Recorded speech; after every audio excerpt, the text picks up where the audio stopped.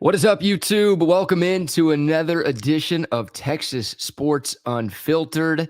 It is Bucky and BK without the Buck. That's right. We're only in the third week of Texas Sports Unfiltered, but Bucky is already taking his third day off. He calls it a load management day. This is the least deserved load management day ever. But Kawhi Leonard Sr. is pulling the Kawhi Leonard card today. The Buck is out this morning.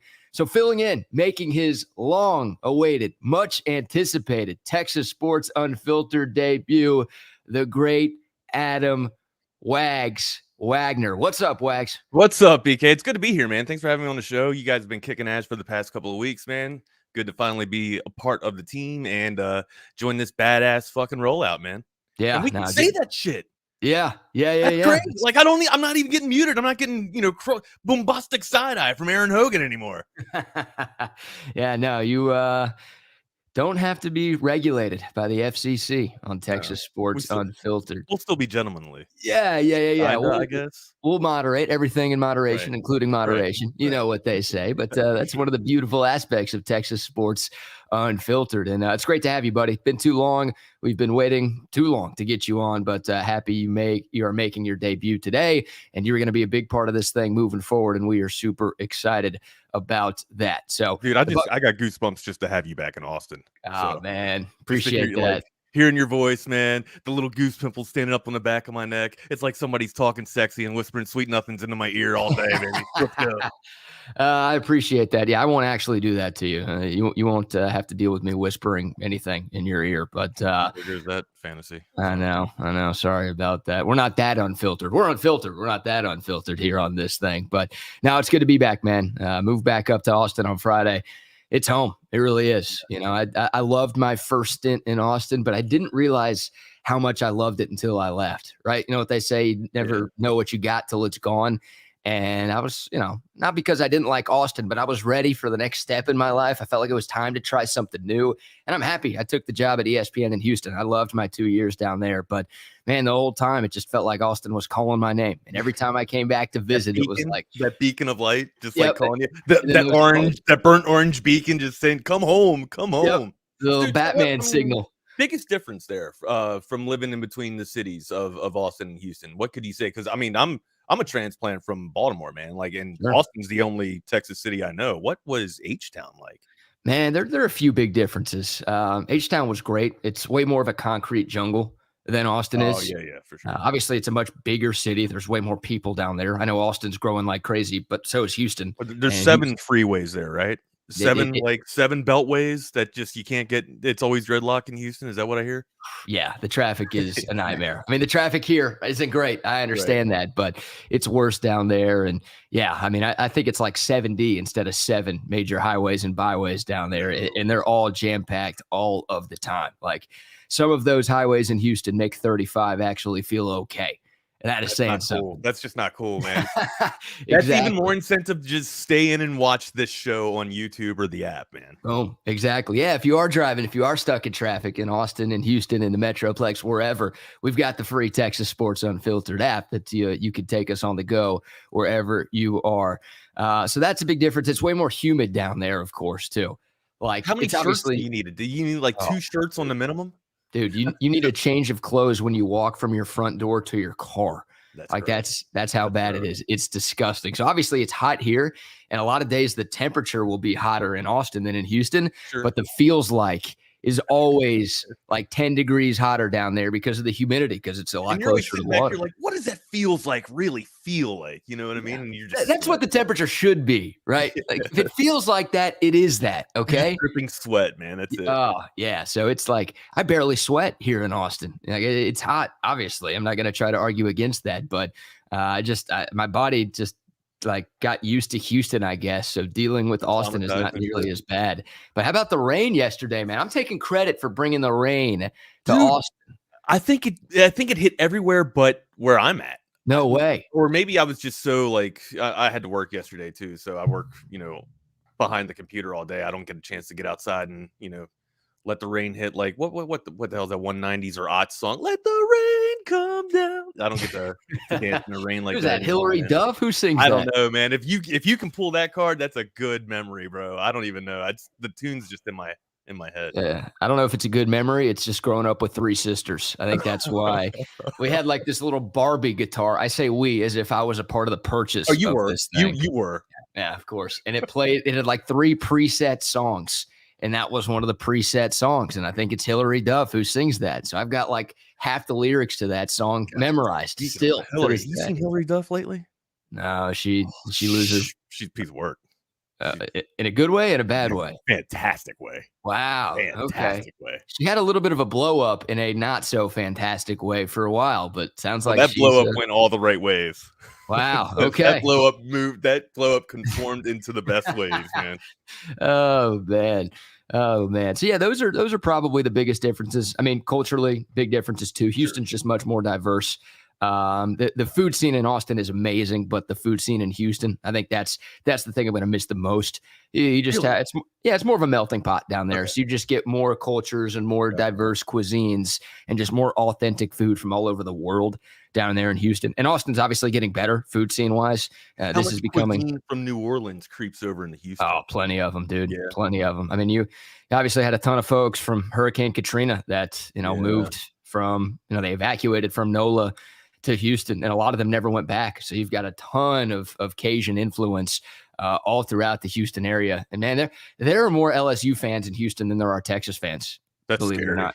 Like I'd probably say A&M is number 1 in terms of like college fans, sure. And then LSU is number 2, and then Texas is number 3, which is insane because there are Texas fans everywhere in Houston. But obviously, it's very close to College Station, and with all of the Cajuns who made their way over almost 15, 20 years now, and stayed. You've got a ton of LSU fans there too, so that's a big difference as well. But no, man, Austin's it's the spot, man. It's the spot, and it is so good to be back. You don't have to talk Astros baseball every day anymore, man. You're good. You're in the clear, bro. Well, we do have plenty of baseball to get into because that race in the American League West is pretty crazy. But look, I think everybody knows you, Wags, but I want to give people a chance to hear your story. I want to give you the chance to tell your story since this is your TSU debut. Hey. Tell people about your background, where people can find you, and just how everything's going in your world these days. I'm from the East Coast originally, Baltimore, Maryland, grew up there. From there, enlisted in the Marines, or went to play football at Shepherd College, Division II. Didn't work out that well. I thought I was going to be an awesome NFL star.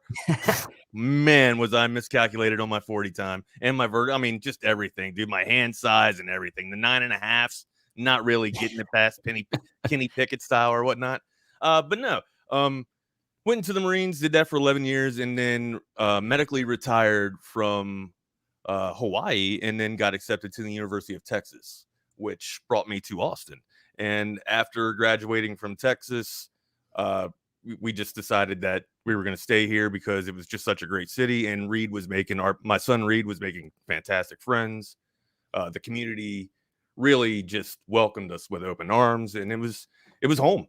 Austin felt like home, and it's probably going to remain our home until I kick the bucket, probably, man. It's a really good place so far, dude.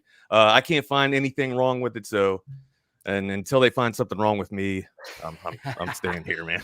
But anyways, there's plenty of things wrong with you. We know that. We haven't even touched the surface on that, dude. No, but then from the University of Texas, I actually graduated with a degree in politics.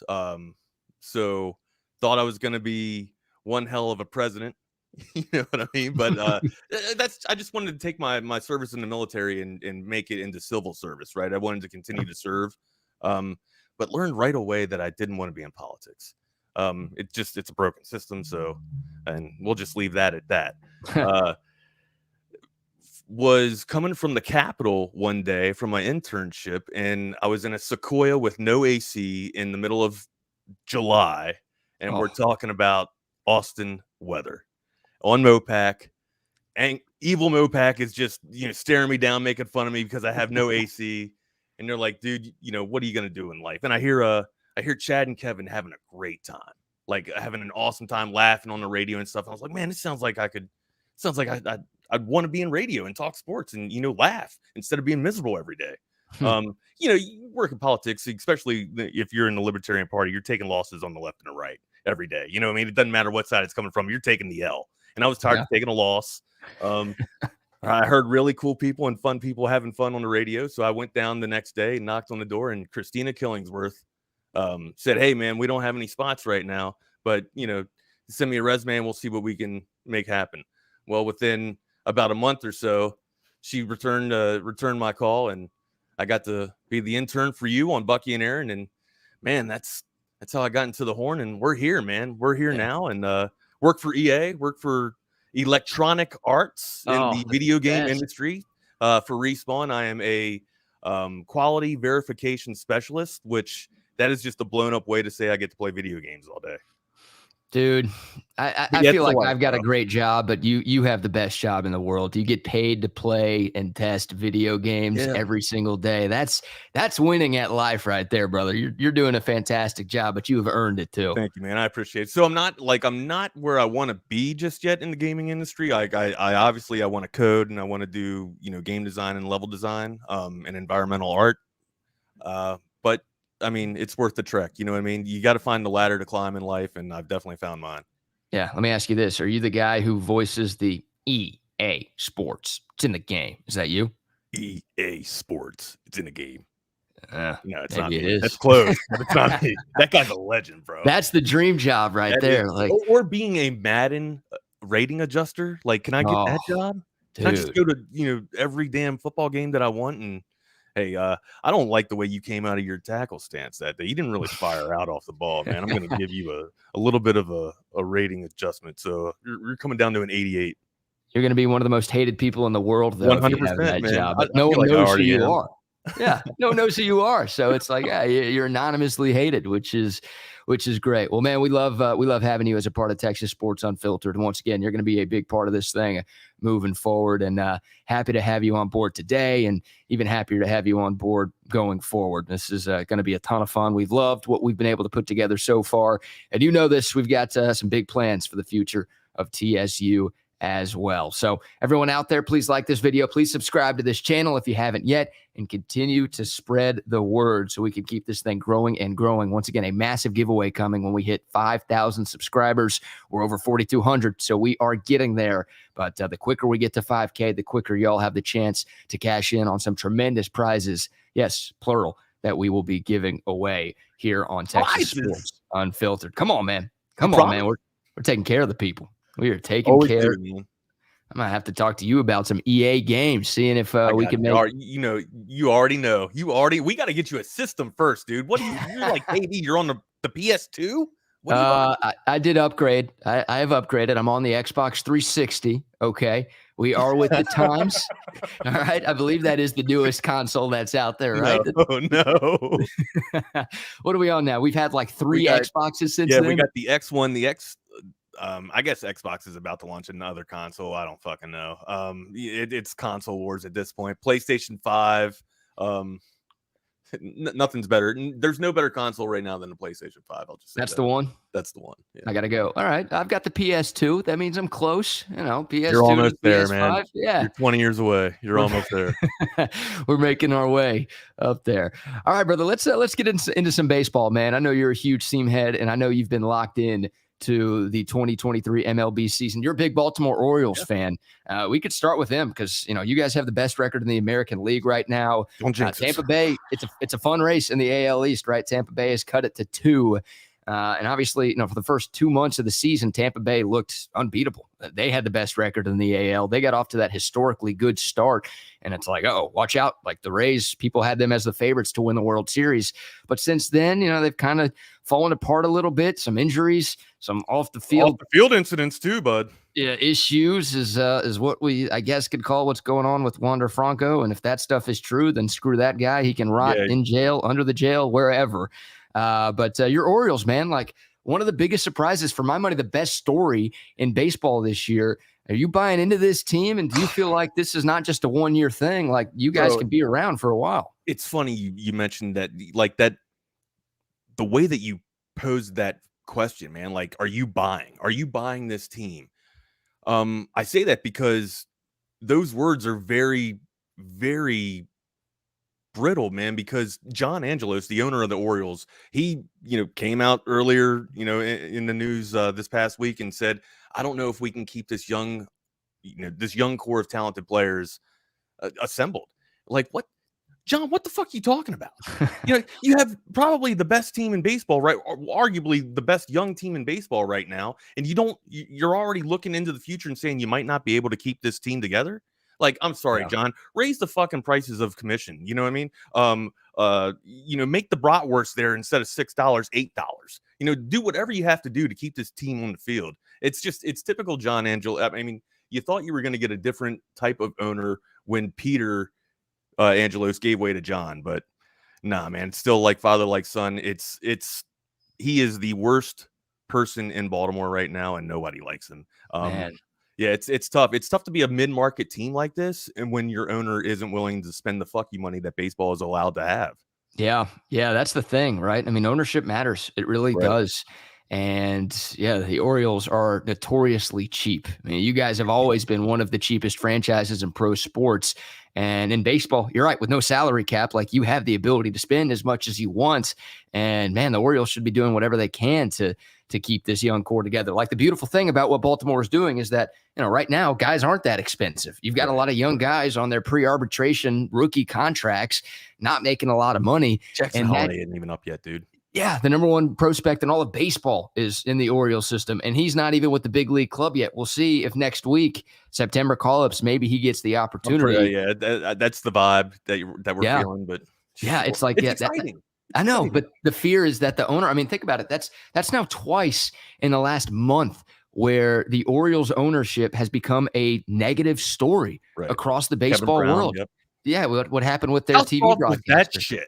Oh, dude, awful. How soft was that? Yeah, awful. I mean, just the Orioles became just a laughing stock, and it's a shame that the guys on the field are having such a great year, and their idiot owner is just detracting from that by making all these negative headlines. So making it all about him.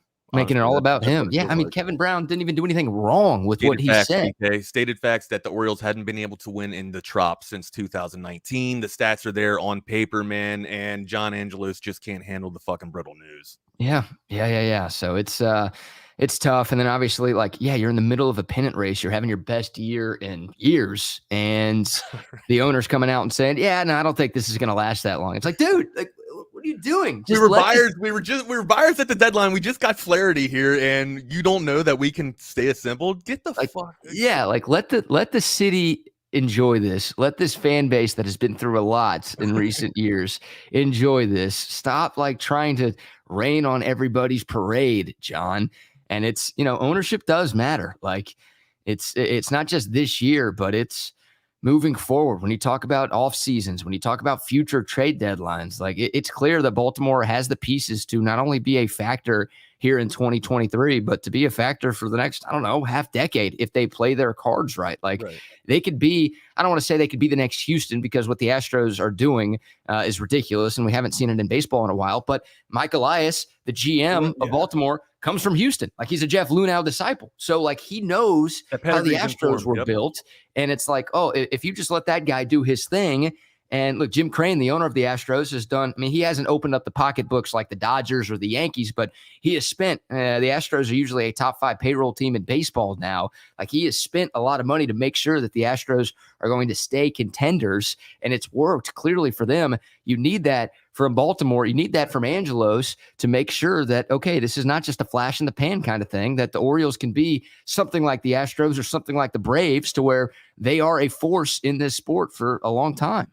And the thing that Angelos should really consider, if you invest into your ball club, you don't think the fucking city's going to invest back. You don't think season ticket prices or not season ticket prices. You don't think season ticket sales are going to increase.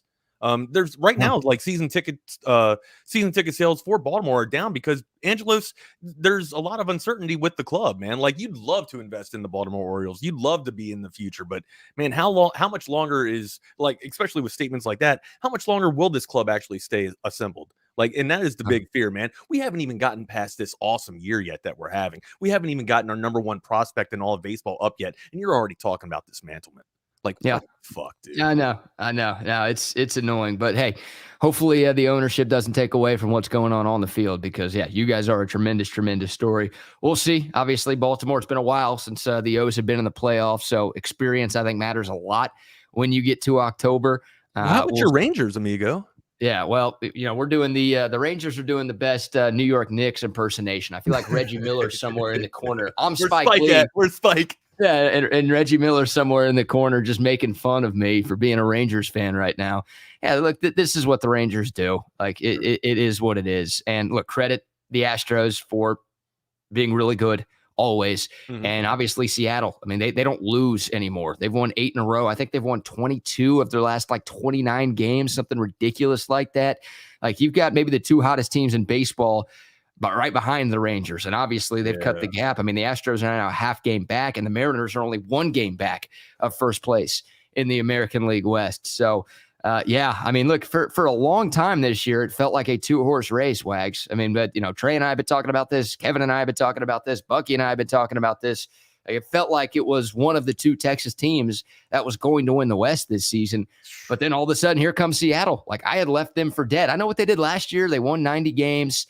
And they made the playoffs, and they were a great story. They won a playoff series against Toronto, but with the way that they started, and not only started, like 3 months into the year, they were a 500 ball club. It's just like, okay, maybe this isn't the Mariners' year.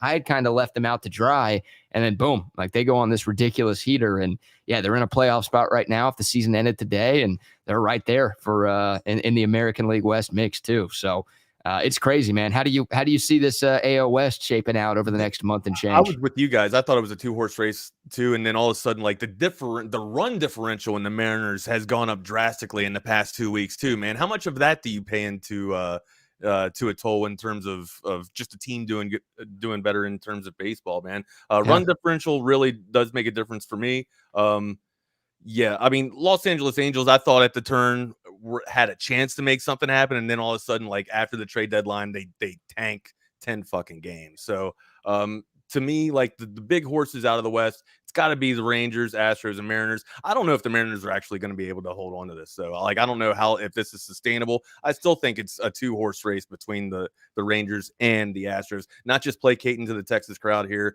That's just where the best baseball is at in the West. Yeah, I mean, I've said it all year long, right? Even when the Rangers got that division lead up to 5 or 6 games before the All-Star break, I've always had the Astros as the favorite to win this division. Not that was some bold prediction by any stretch of the imagination, right? Like the Astros have won this division in every full season since 2017. They were the heavy favorites going in. Nobody saw this season coming from the Rangers except for Trey, actually. Trey's got I think he's cool with me saying this. I don't know why he wouldn't be cool with me saying this because Trey looks like a genius. Maybe not over the last week, but over the course of the season, he does. He's got a Rangers to win the World Series ticket. I placed that bet for him in Vegas before the year at like plus 7,000.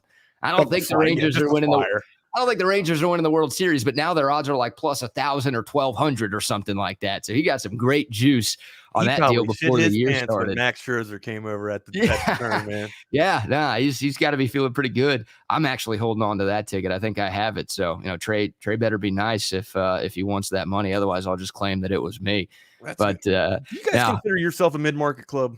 Rangers? Well, for a long time I would have, but the last 2 off seasons, no. Like that, they're spending like a major market club now. Look who it is. What's up, dude? Did we piss you off? No, I'm afraid to ask because I don't remember the number, and I know BK can tell me just about anything right now. What was the amount on that ticket, BK? Was it $100? 100 to win 7,000. Oh man. Yeah, on the Rangers. Shit-eating grin, dude. Stop shitting the bed, Rangers. There's money on the line here. Yeah, money on the line and a lot of fandom on the line too. I was hoping, we'd at least get to wait till October before the Rangers started to crap the bed, but we're getting it in late August. So hopefully the Rangers, figure it out a little bit. But yeah, I still think the Astros are the best team in the AL West. I would still pick the Astros as the favorites in the American League. Like I think most rational baseball fans would. I know. Baltimore's got a better record. I know the Rangers coming over too. You just get solid pitching, man. You get innings being able to get eaten up. And it's the pedigree, right? You know what they have, and their front office knows how to make the moves. Well, the moves are not going to be able to be made right now, but you just know that the right strings need to get pulled in the Rangers or in the Astros organization, man. Yep. Yeah. And you said it, man. I mean, getting JV, who was great last night, 6 scoreless innings in that win over Boston. He's been great. And I think Astros fans were confident before the trade deadline, but to go out and get him and bring him back to Houston where he was just dominant. I mean, when he was on the mound, he was the best pitcher in baseball during his time in Houston. Won a couple of Cy Youngs, obviously a part of a couple of World Series teams. Like, that dude's the truth. And knows how to win the postseason too, bro. Like, that's exactly the big thing.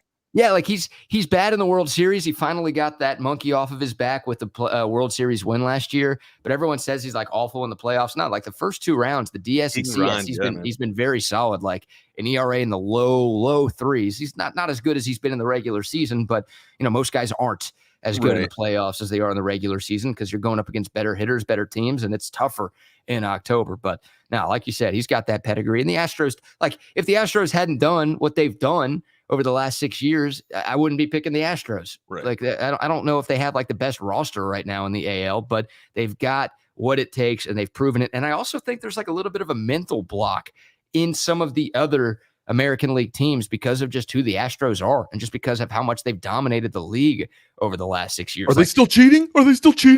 Yeah. I mean, the Yankees. The Yankees for sure have that. And the Yankees suck this year. They're not going to be in the playoffs, but there's clearly something mental because the Yankees just can't get over the Astros hump.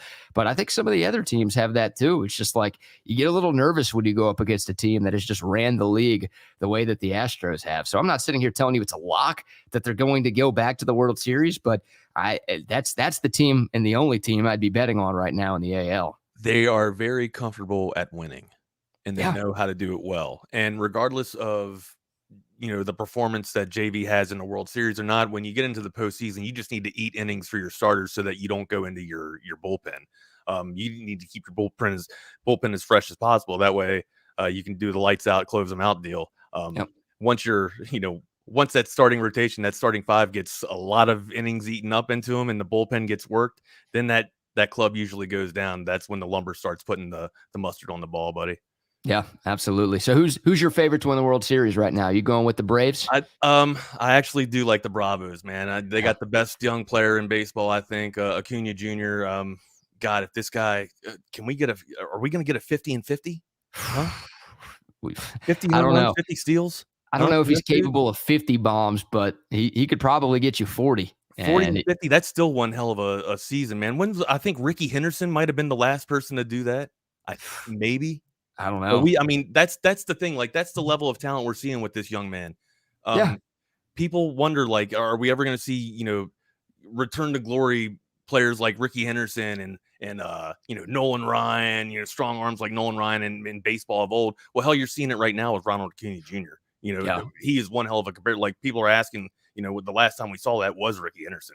I'm pretty sure. I'll have to look that stat up. Just saw this stat. This is from 9 days ago. So obviously Acuna's put together a couple more bombs and steals since then. But 25 homers, 55 steals, the first player to do that in a season since Ricky Henderson back in 1990. Yes. Crazy, dude. Yeah, obviously with the bases being a little bit bigger, that makes it easier to steal bags. You just think how many stolen bases Ricky Henderson could have had with these rules nowadays, right? I mean, so there's a little bit of an asterisk. I guess you could put by some of the stolen base numbers because of the rule changes, going to those huge pizza box bags. I don't remember Ricky having this power, though. The power that Acuna's got either, man. Yeah, I mean, I don't know if Ricky could have gotten you 40 in a year like you feel like Acuna has the ability to do. I don't think he's going to get there this year, but he might get to 35 this season, which, it's ridiculous, man. I mean, with what Acuna is doing in the NL and with what Shohei's doing in the AL, you're talking about stuff that baseball fans haven't seen in decades. I mean, we've never seen a Shohei.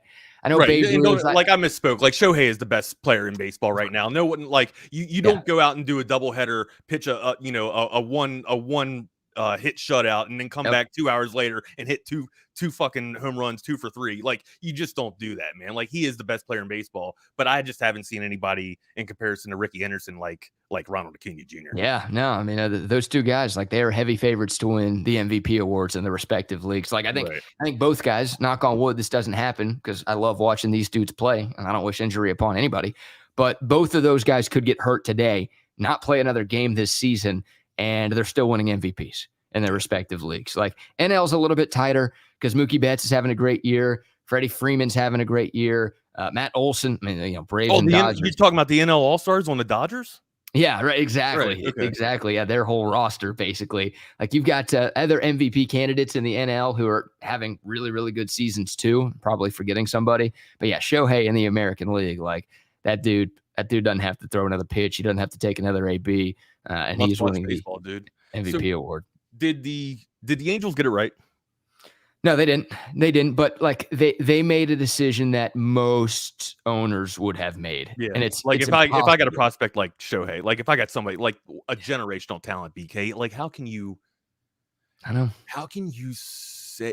not believe, or how can you just let him walk? Like, I'm sorry, like you got to get a return on your investment, but you have to believe in yourself, in your club enough to where, hey man, we think you're this good. We think we can build around you. We do have Mike Trout. I know it's been up and down with Mike Trout. We haven't been able to build you a team that you need right now, but please just believe in us and, invest in us like we're investing in you. That ship has sailed. Don't get me wrong. Yep. But if you're the ownership of the Angels, you have to believe in yourself to get a generational talent like that. Like, That's it. I commend you for doing that. You were going to lose, but you had to do it. Like, Yep. They definitely got it wrong, but you had to do it. I want to sit here and say, I was doing radio in Houston at the time, and I was like, no, trade him, because the Angels always blow it, and they never make the playoffs, and that's what's going to happen again this year. And even though they went out and bought at the deadline, and they were red hot right around the time the trade deadline happened, I was like, no, they're going to fall apart because that's what the Halos do every single year. And sure enough, that's exactly what's happening. Because I knew that was going to happen, I'm like, trade him so he doesn't walk for nothing this offseason. Like, you're going to get maybe the biggest haul. I know he's a rental, but you're going to get maybe the biggest haul in trade deadline history for Shohei Ohtani, right? Like one of the best hitters and one of the best pitchers in all of baseball, and a talent that the game has never seen. Like, you don't trade him, and now he's probably going to walk for nothing. So, like, for me, it was easy to say, like, trade him. But you're the owner. It's like, God, how do I sell this to my fan base, man? Like, I'm trading that guy. Like, really? Like, I'm basically just quitting on this season. And not only this season, but if I trade Shohei, there's no chance he's going to come back and re-sign this offseason. So I'm punting on any chance that we get this dude back here, which he's probably not re-signing anyways, because the Angels have fallen apart and they haven't made the playoffs at all with Shohei there. But like, that's the tough thing. You put yourself in the owner's shoes, and it's like, God, how can you be the guy who trades that guy like you were talking about? Well, how do you think the fan base perceived it? If you're an Angels fan, if you love that club, like, are you happy that the ownership was actually able to take the risk and take the chance and be like, no, I'm not selling the best player in baseball away. Like, I got to at least give this opportunity to my ball club here. Or to my fan base. You're definitely not selling fucking tickets when no one would have gone to Angels games if Shohei was gone, right? And it's I'm sure the fan base was split. Like, there were probably some rational fans, I would call them rational, who are like, dude, like, we got to trade this guy and rebuild our farm system, because our farm system is not very good, and we need to rebuild. We can't just go all in this year. We've got to rebuild and plan for a potential life after Shohei. But I'm sure there were some who were like, we've got Shohei, let's go all in. Right. So I'm sure it was a good mix of Angels fans. So a couple of years ago, Orioles were kind of in the situation with Manny Machado, and I was, hell-bent on election to keep the guy, right? Like, don't trade him. Let's keep him. Let's see what we can get for it. It's a really, five-tool player here, at the hot corner, which was at the time was a very coveted position for the Orioles. Like, we just couldn't get it right, after Cal Ripken left. We were looking for that next succession plan. And now look at, you traded away, your value with Manny Machado and got the return on investment there to get you in. It's 77 and 48 in AL, man. So maybe that's what the Angels, can look at with the return on investment there, that they could have gotten. But sorry, man, that, like I said, man, that boat has sailed, bro. But again, I commend the organization for believing in themselves. But yeah, they got it wrong. Yeah, I'm with you on that. Make sure y'all follow Wags on Twitter at @NotTheFakeWags, and check out his Instagram at the Wagner Wire. You can see those two handles at the top right portion of your screen. How about this comment from El Chorizo? BK, just shave your head. Why would I shave my head? Why? What's wrong with my hair? I'm not balding. This is not the hairline. I've just got my hair smoothed over to the side. You don't see it anymore. You really don't. No, yeah, this is not the. This is not recession here. Okay. This is El Chorizo, prosperous. shave your balls. Oh man. Sorry, Oh man. I've had way too many G Fuels so far in the morning. How many of those have you had? It's I'm 8:36. Just half of one. Okay. So Oh my far. God. If you've already guzzled down 2 or 3 of those things, and that's a scary thought for No, sorry, I can't everybody. do that, man. Oh man. All right. So let's give some love to our sponsors before we shift gears. Right And you are the fantasy football guru. Of course, you know everything about sports, but definitely want to ask you maybe some buy or sell fantasy football questions and some guys that you're high on as we get closer to the NFL season and people are starting to have their fantasy football drafts. But I can see it in the background, man. You've got your AV consultation set up, Oh yeah, hooked up. They're coming by my place today. Yeah, they might be here pretty soon, so you might start hearing some random noises of drill bits going on as they mount these TVs. I might be talking shit to the crew too, because I was on the crew for a while as well, man. So yes, you were. But tell folks about your TV setup and the greatness about audiovisual consultations. absolutely, man. Well, if you look in my background, you see the two 50-inch flat screen TVs with sound bars that Audiovisual Consultations was able to provide for me. 512-255-8678. Over 35 years, they've been setting the standard in audiovisual automation. So give them a call or go to the website at avconsultation.com. See what they can do for you. You see the Mortal Kombat and the Street Fighter 2? Yeah, they do that for you too, man. They can bring you an arcade unit. Yes. Oh, yes. man. There is nothing that Tom can't do. Golf simulators. It's too hot in Texas right now to get on the green. So you got to play in the air, you got to play in your soft-shelled, air-conditioned house. Yep. And Tom McKay and Audiovisual Consultations can do that for you. They can provide you that golf simulator. Hell, man, probably a baseball simulator too. There's nothing. No job too big, no job too small. It's like you used to say, man. They're the smart guys that really they never make you feel dumb. No, they're not. Great people too. And yeah, they took care of Wags. I can't wait to see who's gonna come into your fucking house, dude. I'm gonna talk so much trash. Yeah, because you know those guys. Yeah. Hopefully it's John. Like if I see Big John coming in, man, JB Rare. Rare. He's one hell of a Browns fan too, man. The go-to guy for your stuff with Browns information. Well, hopefully he's not trying to give me any massages in here. I don't need any of that Deshaun Watson stuff going on, dude. Tuck jobs, man. You're just going repelling. Just repelling. That's all. No, if I see a tiny towel, I'm going to be a little bit concerned if he's coming in here with that. All right, brother. Fantasy football, man. How many leagues are you going to be in this year? I have taken it down a little bit. I am only in 7. Only in 7. I'm only in 7. Yeah, how do you have time for that, dude? You've got a full-time job. You've got a wife. You've got a kid. How do you 7 leagues? Funny you mentioned that. The kid does play 2 of them. He's a co-manager for 2 of them. So before he makes any types of moves, he says, "Hey, Dad, what about this? You think that's a good move? Yeah, buddy. Pull the trigger. Let's go." But no, it also keeps a really good relationship between he and I.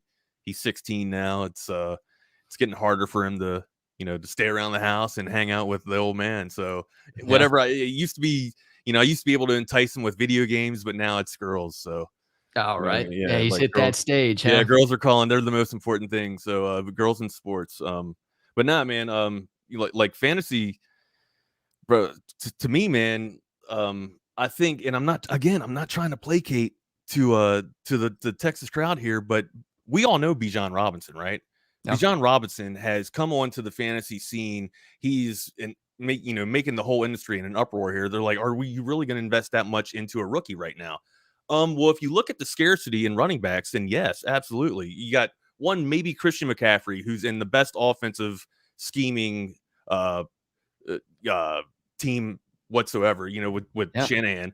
Shanahan, there's nobody better that can scheme in the NFL. So you got CMC as the best running back there. And then probably I'd say Nick Chubb. I know Nick Chubb is getting not getting the love that he needs right now, but we talked about a little bit of the Cleveland Tug job there. Might not be everything, acclimatized yet for Watson. So might be a lot of Chubb time here. Might get a lot of heavy, hard Chubb. A lot of heavy, hard Chubb. No pun intended there, buddy. So who's the number 1 pick this year? Is it McCaffrey or is it Chubb? It feels like it's one of those two, right? Depending on what type of format that you're in. If it's a super flex league, then you're probably going to go with a quarterback. But if it's a traditional format, you got to go with running backs just because of scarcity. And with that, I have to take CMC. Like Christian McCaffrey's probably 1, and then I have Chubb as 2. A lot of people think that Eckler should be 2 right now coming out of that LA offense, but I think that Herbert's going to open it up a little bit more with the receivers there. Saquon Barkley, he's in the mix. Derrick Henry's in the mix, but those guys are 5 and 6 for me, man. Like I got Eckler at 4 after Bijan at 3. You have Bijan at 3? I have Bijan Robinson at 3 and at Arthur Smith. Whoa. Let's remember what Arthur Smith was able to do with the young Derrick Henry when Derrick Henry was a rookie. Yeah. And we hear Bucky talk about this all the time. Like he slides and slips tackles. When's the last time you've ever seen Bijan Robinson take a full-fledged hit?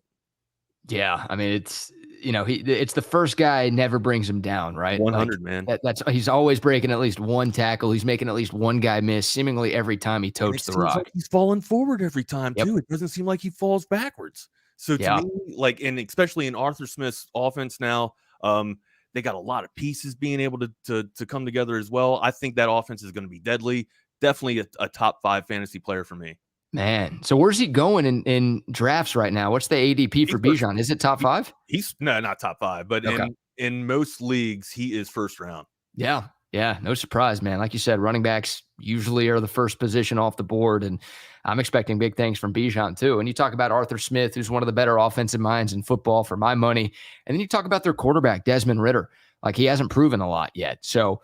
The Falcons are going to be relying on their run game. Hell, that's why they took a running back in the top 10 of the draft. Like they have every anticipation of doing just that.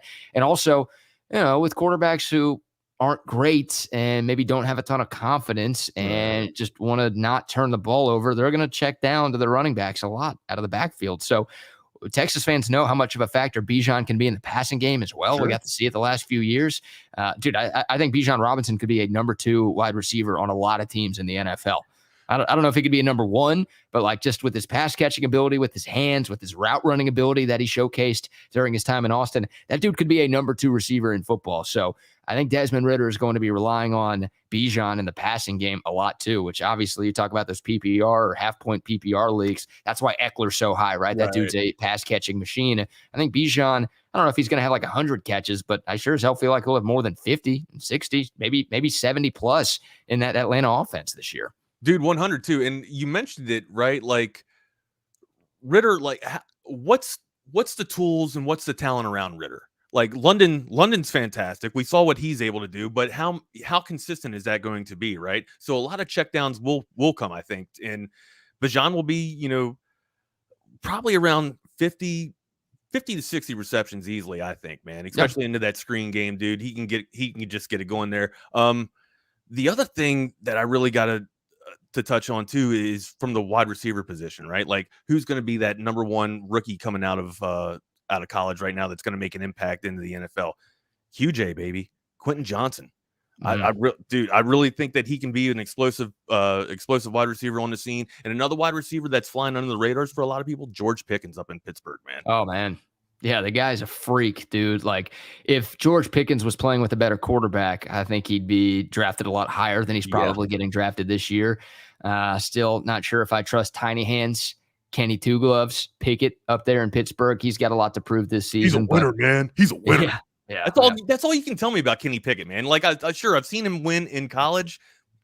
He's a winner. What did he win in college? He didn't win that much. He played a bit. I know. He won like one ACC division title during his time in college. I got a lot of buddies back east that are Pittsburgh fans, and that's all they can tell me is that he's a winner. They can't back anything up with stats. They just say he's a fucking winner. Like, I think the guy had 7 touchdowns and 9 picks last year. Winner. Yeah, some like winner he is. People talking about Flack. Oh yeah, Flacco. Flacco just throws a really good deep ball, hon. Yeah, that's it. I'd much rather have Flacco down there. You ever heard people talk about Flacco?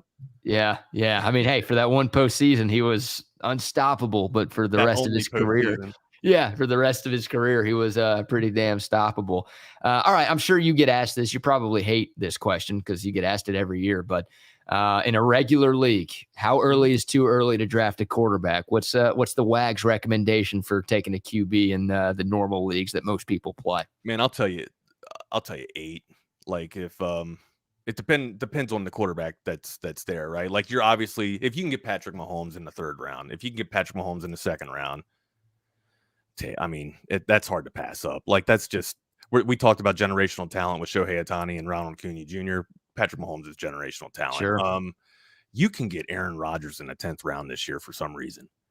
That's wild. 2 years removed from the MVP, around one hell of an offensive juggernaut.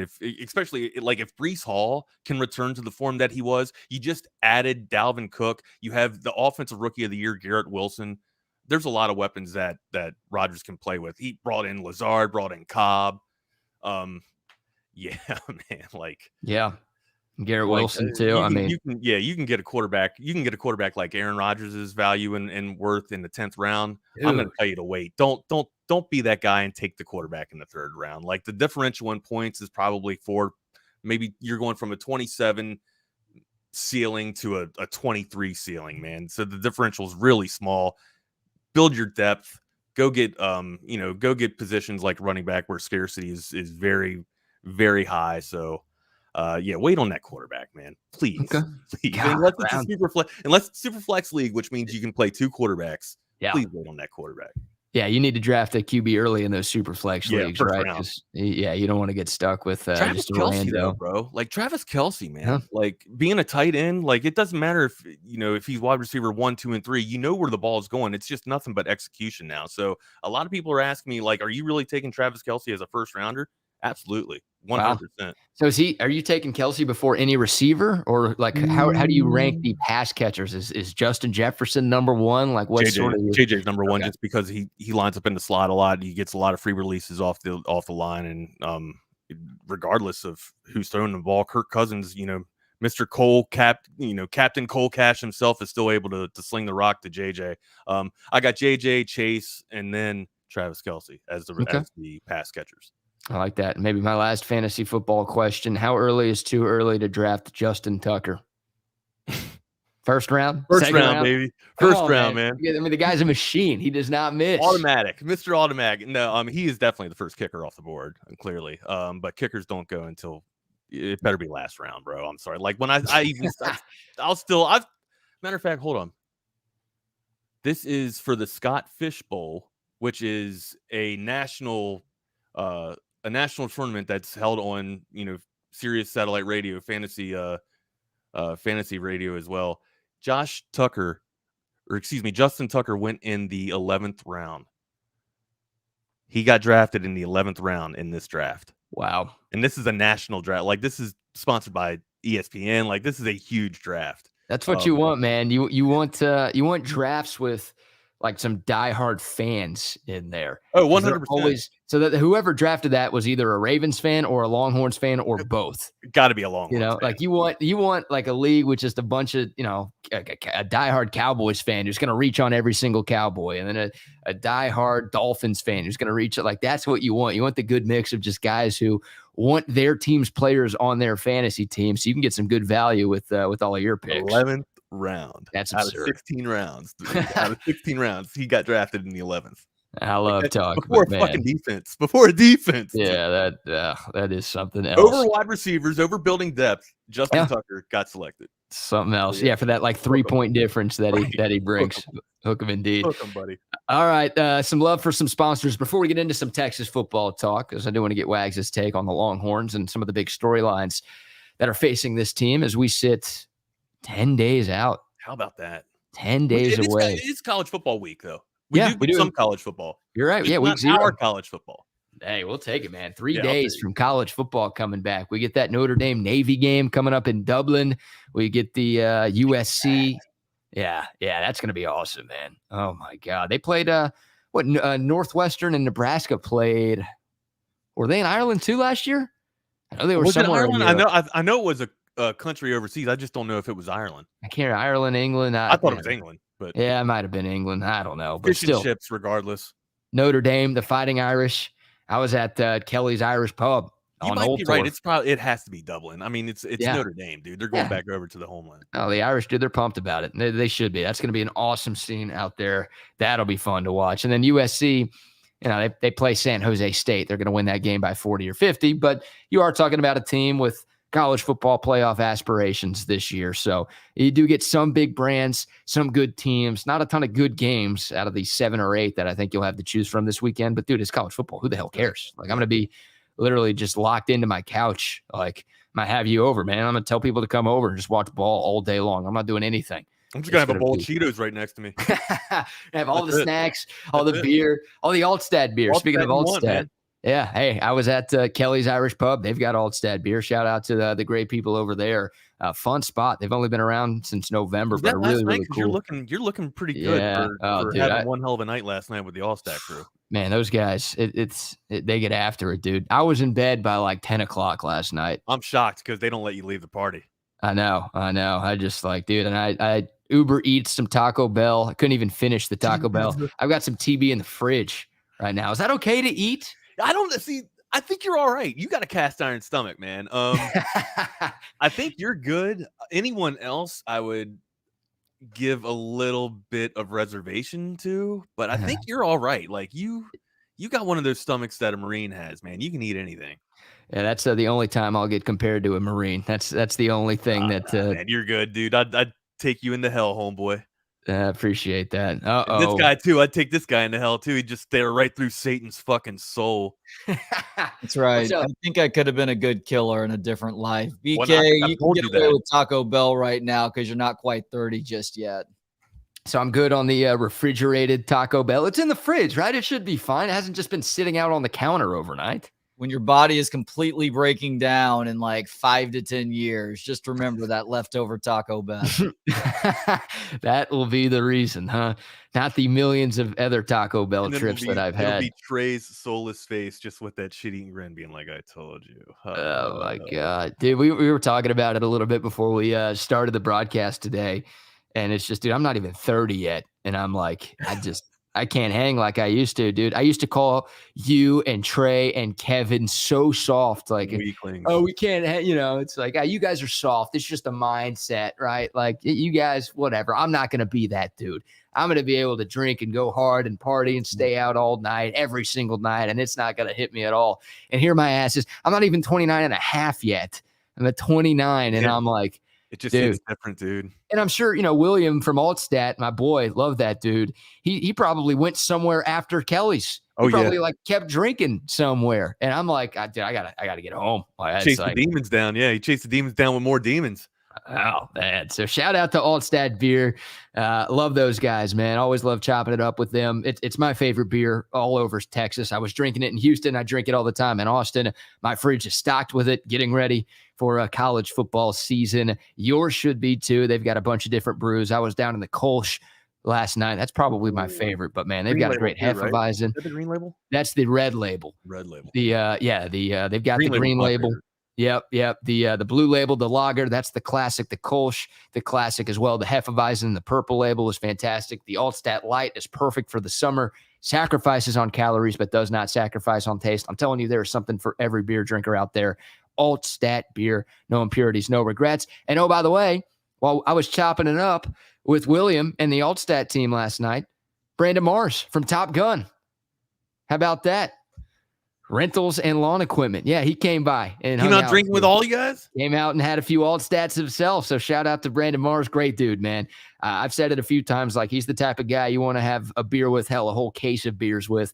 We downed a couple. Even ordered us a shot yesterday, which, I don't know. You're done. On a school night, I don't know if I needed that. Dude. Yeah, but Brandon's great people and Top Gun Rentals and lawn equipment. They've got everything you need, man. If you have to get something done at your house, at your place of business, they've got all the equipment that you need. All of the biggest brands like Steel, Hustler, Toro, Walker, DeWalt, and more. They are Austin's #1 source for all of your equipment, rentals, sales, and supplies. And they've been that way since 1996. 2 Austin area locations, one up north in Anderson Square, the other down on South 1st Street. Check them out online, topgun.net. We will shoot you straight. Okay, Wags, let's talk some Texas football, man. You're making your TSU debut. Everybody has heard from me. Everybody's heard from the Buck. Everyone's heard from Trey and Kevin and Chip and Zay. And we've all talked about our expectations and our thoughts about this Texas Longhorn football team heading into year 3 of the Steve Sarkisian era. But for you personally, man, where are you at with this Longhorn team? What are your expectations for Texas in 2023? At first, I wanted to kind of creep into this season, man, because usually you come in here with very optimistic expectations, and then you get let down. Like ultimately, you just get let down. Yeah. So at first, I looked at the schedule and I was just like, all right, that looks like 9 wins. And then as the hype has continued to progress and scrimmages has gone down, practices have gone down, that 9 has turned into 10. And now I'm starting to talk myself up into a little bit of, hey man, we win the Big 12, we got direct representation right there. We're in the playoffs. So you win the Big 12, things can take care of itself. I'm not going to sit here and call Alabama, it's never a down year for Alabama. Like I'm sorry, like Georgia might be the top of the pantheon right now, but Alabama just reloads. That SEC just reloads. We talked about a 2-horse race, with the West being the Astros and the Rangers earlier. I still think it's a 2-horse race in the SEC with Alabama and with Georgia. Yeah. I think we'll be contenders. I think we have a legitimate shot to get over 10 wins. There's been a lot of like the succession plan, like in the running back room, right? Jonathan, can Brooks actually be the guy to step up and fill in for Bijan? There's one hell of a recruit that we got. CJ, I can't remember the guy's last name, but CJ Baxter. Yep. CJ Baxter, man, Yep. Really turning some heads in camp and impressing a lot of people. I heard Bucky talk a lot about him, and if there's someone you need to listen to in terms of running back play, it might be Bucky Godbold. Like the guy might know a little bit of thing or two about running backs. So yeah, man, there's a lot of excitement in this Longhorns group, Longhorns camp. I just don't want to let myself down, you know what I mean, and let the rest of the Texas fan base down, and get hurt. Well, it's not going to be your fault. Your prediction is not going to be the reason. It's not all on me. It's not on me for sure. Yeah. People will blame Sark more than you, I promise, if things go off the rails this year. I definitely see 10 wins. And, okay.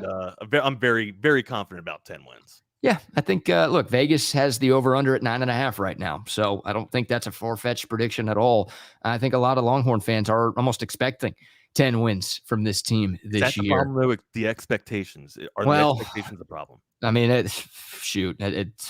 Texas fans have probably expected 10 wins in each of the last 12 or 13 years. And they got there, one time back in 2018, the year they beat Georgia in the Sugar Bowl. That was the 10th win.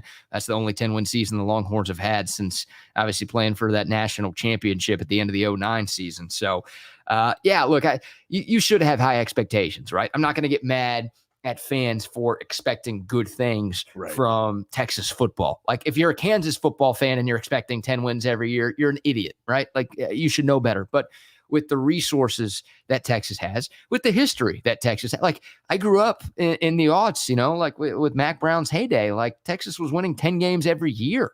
And my God, it was a huge letdown. That's what you were accustomed to, man. That was exactly. your standard. That's what like Longhorn fans were used to seeing for a while. And I know like there have been some down stretches in the history of Texas football, but nothing really like this. So I can't criticize anybody for expecting big things from Texas with everything the Longhorns have been able to do at times in the past and everything that they should be able to do right now. Your standard should be high around these parts. So, and this year especially, man, like this is the most optimistic I've been about the Longhorns in a long time. Now I'm still going 9-3. That's below the Vegas total. And I think people will get mad at me and call me a pessimist again, which I've been called that a million times. I think you're a realist. Over my media career. But yeah, usually I'm too optimistic. Like there have been years where I've said like 7 wins and they go out there and win 5. Right. So it's like, I'm a realist, pessimist, whatever you want to call it. But sadly, like that's just Trey calls it UTSD. That's what it is. Like that's what I've got. And I've got UTSD. UTSD. I love it. From what this program has put us through in the last few years. So 9-3 is where I'm at right now. Could they get to 10? Absolutely. Could they get to 11? Like Wax, they're going to be favored in every game except one. That game in Tuscaloosa. That's scary. Like being the favorite's scary because I think this team responds well when they're the underdog. Yeah. So it's like, obviously if the season progresses, maybe Texas won't be favored in the other 11 games. But like if you were making lines for the regular season schedule, now the Horns would be picked to win 11 of those 12 games. So you should have high hopes for this team this year. They've got the best roster that they've had maybe since 2009. Year 3 of the coach, year 3 of the defensive coordinator. It's rare to see this much continuity on the coaching staff around these parts because it feels like someone's getting fired every single year. You haven't had the turnover there, which is really, really nice. Sark speaking highly. He's talked about it a lot this offseason, Wags. Like, oh, I finally feel like this is my program. Like I have things where I want. I feel like this is my team. These are my guys. Like he's raising the bar too. So if the head coach is coming out there and talking like that, then you can't get mad at any fan for feeling that, okay, big things could be in store this year. Yeah, you get players like A.D. Mitchell coming over into your program and stuff like that. It really does, help boost your confidence. I would imagine, you know what I mean? And look, Sark knows what a winning program is. He was at Alabama. You know what I mean? Yeah. Like, and if that pedigree and if that template is there starting to form in that, in the Longhorns locker room, then he obviously would know better than all of us, if he's got the next Alabama in his room, you know what I mean? For me though, like my question to you is, what has been your most intriguing position room for the Longhorns this year? Most intriguing. Well, I think the best position room that Texas has is the wide receiver room. And I don't know if there's a ton of intrigue there. I guess the intrigue is how is Quinn Ewers going to spread the wealth to all of those pass catchers, right? If you throw Jatavion Sanders in there too, who for my money is one of the best tight ends in the country, then dude, I mean, that might be maybe outside of Ohio State, the best group of pass catchers. Red zone threat. Oh my God, man. With all these, with A.D. Mitchell now coming to town too.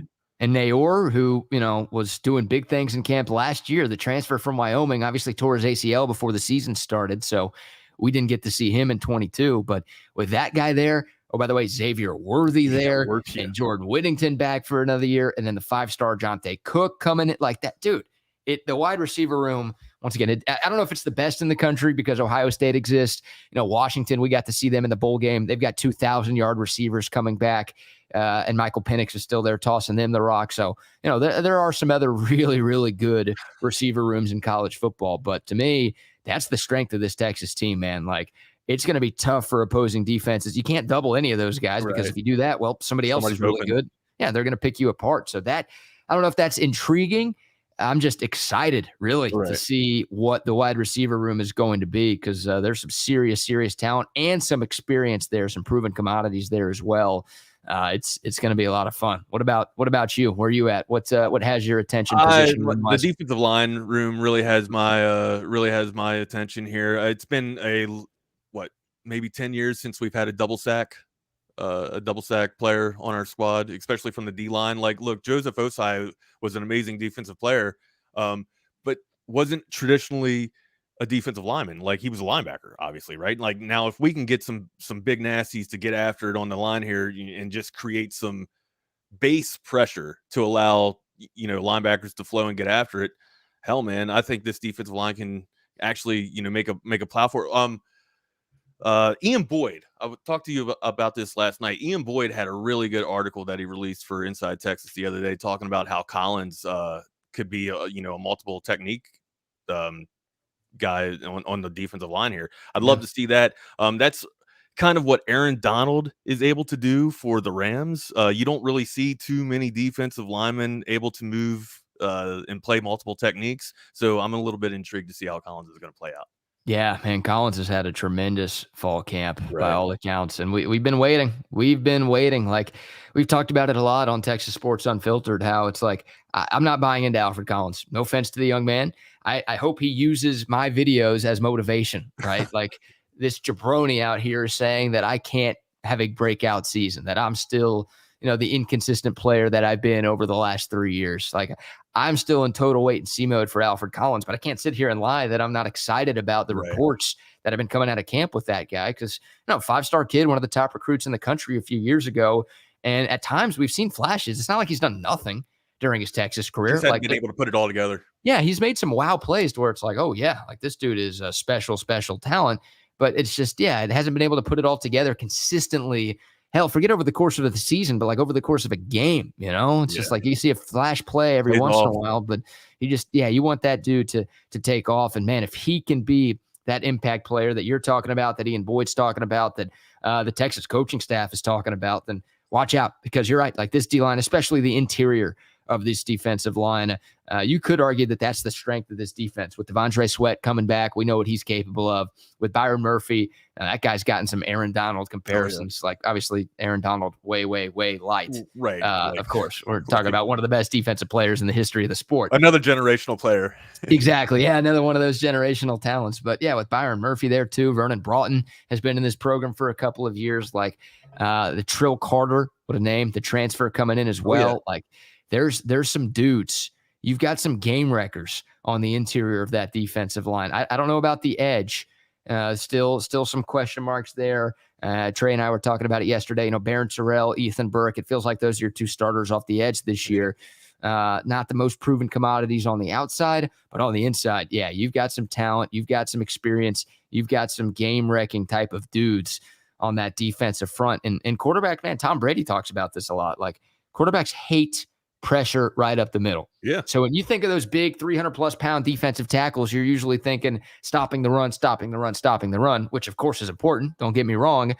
But if you can get those big bodies to get after the quarterback and put some pressure right in their face, dude, that makes life so much easier 100%. For the linebackers and for the secondary. So if Texas can get that out of that DT group this year, then watch out. This defense could be better than what it was last year. It's funny you mentioned that because Brady actually talks about that a lot. He goes, I'm so accurate because I'm able to get in the pocket and step up into my throws. With that defensive pressure coming out of the middle right there, that step up is no longer there. It's taken away from you. So you actually got to sidestep and then try to find a way to step into your throw again. With good defensive pressure like that, especially out of a base package, that's fantastic. And just like you said, it allows the linebackers to stay off and get back and get depth and stay in space. And who knows, man, maybe get some bingo sixes, baby, as we used to call it back in my heyday. The bingo six? The bingo sixes, man. I like that. What is that, a pick six or scoop and score? Yeah, bingo. Bingo is like was our code for hey interception, or Oski. We used to say Oski too. How about pass, that? Ball, Oski, pass, ball, bingo. That's awesome. Weird. Hey, you made it further in your football career than I made it in mine. So not too much further. Well, I played 1 year of football and 1 year of tackle football. I was a pretty good flag player, both as a kid and in intramurals. Go play intramurals, brother. Go play intramurals, brother. 1 year of tackle football. It was in sixth grade. Never lost a game. Dude, perfection. How many football players? You were all intramural? Is that what you're saying? I don't know if I was all intramural, but I did win an IM championship 1 year, and I wear that shirt proudly. It's like 2013, 2014 IM champ, and I wear that to work out the one time a year that I work out. One time a year. It's a big deal, man. But yeah, never lost a tackle football game in my life, dude. Like, how many football players can say that they never lost? All right. And I was one of like in the 1%.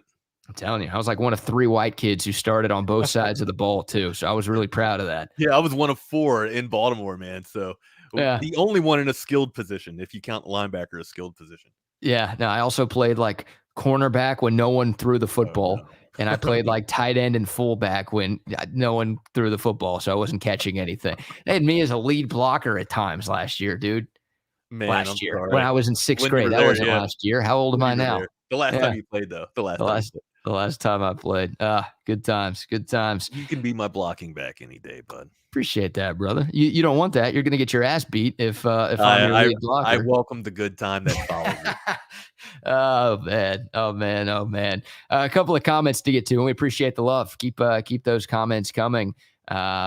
Ricardo says, I don't think the 08 O-line OL was as good as this current O-line. I don't either. I think Colt McCoy overcame some deficiencies that Texas had up front in those 2 seasons. So yeah, if this offensive line is as good as it was last year, then yeah, this group is better. And I think there's reason to believe that this O-line, with DJ Campbell being a starter this year, and also with just the other guys all being a year older, reason to believe that the 23 group could be even better than the 22 group. Mike asks, any chance we'll have remote game day telecast? Yes. Ooh. We're still trying to iron out some details, Mike, but we will be on location somewhere for pre-games this season. So obviously 10 days away from the first Texas game this year. We will keep you posted on this channel about our whereabouts, but we will have pregame shows. We will have postgame shows every game day this season. So definitely be on the lookout and the listen out for that. We'll keep you posted there. Chad Fenster thinks the O-line's underrated this year too. Chad Fenster. Am I reading that right? Is that a comment? Chad there you Fenster. go. No, Chad Fenster Like, is the. Are you making some like movie reference or TV reference? No, like, bro. I swear to God, that's no lingo, man. Is that a guy in Blue Mountain State or something like that? There's some Remember the Titans, dude. Blue Mountain State. What a pull! Like that show, dude. Oh, made me want to be a backup quarterback. Oh man, it made all of us want to be a backup quarterback with what Alex Moran was pulling off in college. God, Denise Richards in that show. Hello. I was a huge fan of that show. And I'm still a huge fan of Denise Richards. Yeah, oh, me too. She still got it. That show taught me my most important college lesson that I think I ever learned. And it came out before I was in college. But Alex Moran one time made a joke about having a girlfriend in college. And it's like, dude, you're a loser if you have a girlfriend in college. And I was like, I'm not getting a girlfriend in college. I'm not limiting myself to just one girl in my 4 years at the University of Texas. That was strong life advice from Blue Mountain State. You're one of the smartest people in the world for a reason, dude. You follow really good advice. Yeah, that one was good advice. Some of the stuff that I follow, maybe not so much. We were on the 40 at the same time, too, around the same. Like I graduated a year after you, but you were 17? No, I don't even know how old I was. Well, I knew you were old. I wasn't 17 when I graduated college. I'm not that smart. 2017. Yeah, 20. Yeah. Dude, I'm sorry. It's still early for me, bro. Man. No, like I'm trying to think of how old I actually was when I was at UT because it was very non-traditional, abnormal. Felt like the old weird dude, on campus. You were the old weird dude. I was the old weird dude. You had a reason you served our country for 11 years. Yeah, so, it was just, I just, looking back on it, man, I just wish we had somebody better than Case McCoy. Dude, Case was like the best. I mean, when David Ash was healthy, he was better. But no, Case like brought me my favorite memories as a student as a Texas football fan. Like it was him or no disrespect to these guys as people, but Tyrone Swoops and Gerard Hurd, like that was what we had, Like, dude, was Jeff Coat was the last time we had a guy with at least 10 sacks. Yeah. Big 12 Defensive Player of the Year. I think it was 2012. Maybe a little bit after that. But yeah, Jackson Jeffcoat out of Plano West. That guy was awesome. That's what I'm talking about. We need to get back to that, man. We need to get our defensive line hungry, getting, multiple like at least 10 to 12 sacks, man. If you can get 2 defensive linemen in there with the double digits of sacks, my God, bro. We've got one of those guys coming in next year with Colin Simmons. Yeah. Like Jeff Howe, Horns 24/7. He'll be a part of this channel more moving forward too. He's like, dude, Colin Simmons is like the closest thing in terms of skill set that Texas has gotten on the recruiting trail since Jackson Jeffcoat. Now, I think Simmons has more potential in terms of the NFL. All right, Jeffcoat a little bit undersized and he's had a great CFL career, but late round draft pick in the NFL and then bounced up there to Canada. Now Simmons can be that dude. The problem is he's not on campus yet. Right. I don't know if Texas has that dude this year. Unfortunately, it's going to have to be a by committee approach, and hopefully the committee can do enough to be productive there. So let me ask you a question. Remember how we had the trickle down effect or the domino effect with Arch Manning after Arch Manning signed? Do you think that's plausible? Do you think that's going to happen now with Collins? Man, with with Colin Simmons.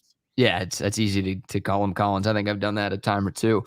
Look, I think Texas is going to recruit incredibly well again. Like, especially if they go out there and win 10 games like you're talking about. Like if Texas wins the conference, I mean, there's already a ton of buzz about the move to the SEC. And that's a recruiting pitch. Hell, Colin Simmons talked about it when he committed. Like he wants to go play in the SEC. Like it's the premier conference in the sport, and the SEC sends more players to the NFL draft every year than any other conference. And if you're playing football at UT or at any big school, you want to play on Sundays. So it's already exciting that Texas is about to go play in that league. But if Texas can win the Big 12, win 10 or 11 games this season and play in a New Year's Six bowl or something very, very close to it, then boom, that's going to help with recruiting even more. Please. So yeah, Sark's already proven to be like an elite recruiter. And even with, coming off of a 5-7 and an 8-5 season, the fact that he was able to bring in the class that he just brought in, super impressive, super impressive. But if you see the on-field success come around a little bit more, then yeah, the recruiting is going to be even better, which is a scary thought. So yeah, Simmons I think will help, but I think what will help more is just, hey, if Texas can actually figure it out, then it's not just going to be lip service. It's not just going to be a honeymoon phase with Sark, like hoping that he can get the job done. No, the guy that they call 7-win Sark is going to have to prove that he can win more than 7 games. He's going to have to prove that he can win 10 games. He's never won 10 games in a season as a head coach. And he's coached for a number of years at some high-level programs with Washington, with USC, and with Texas. Yeah, it's the Pac. It's the Pac-4, though, bro.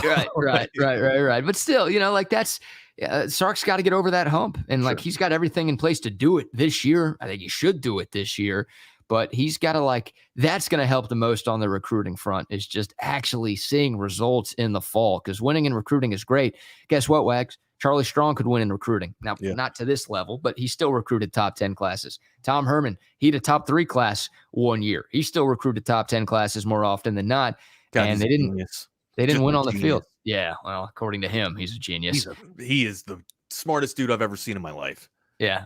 Are you Tom Herman saying that? Are you speaking in third person? Well, it's funny you mentioned that. We kind of got to get back to I can't even do Tom Herman. I can't even do it. Hey, shout out to my guy Jonathan Franks. Wags, we had class together. I was 30.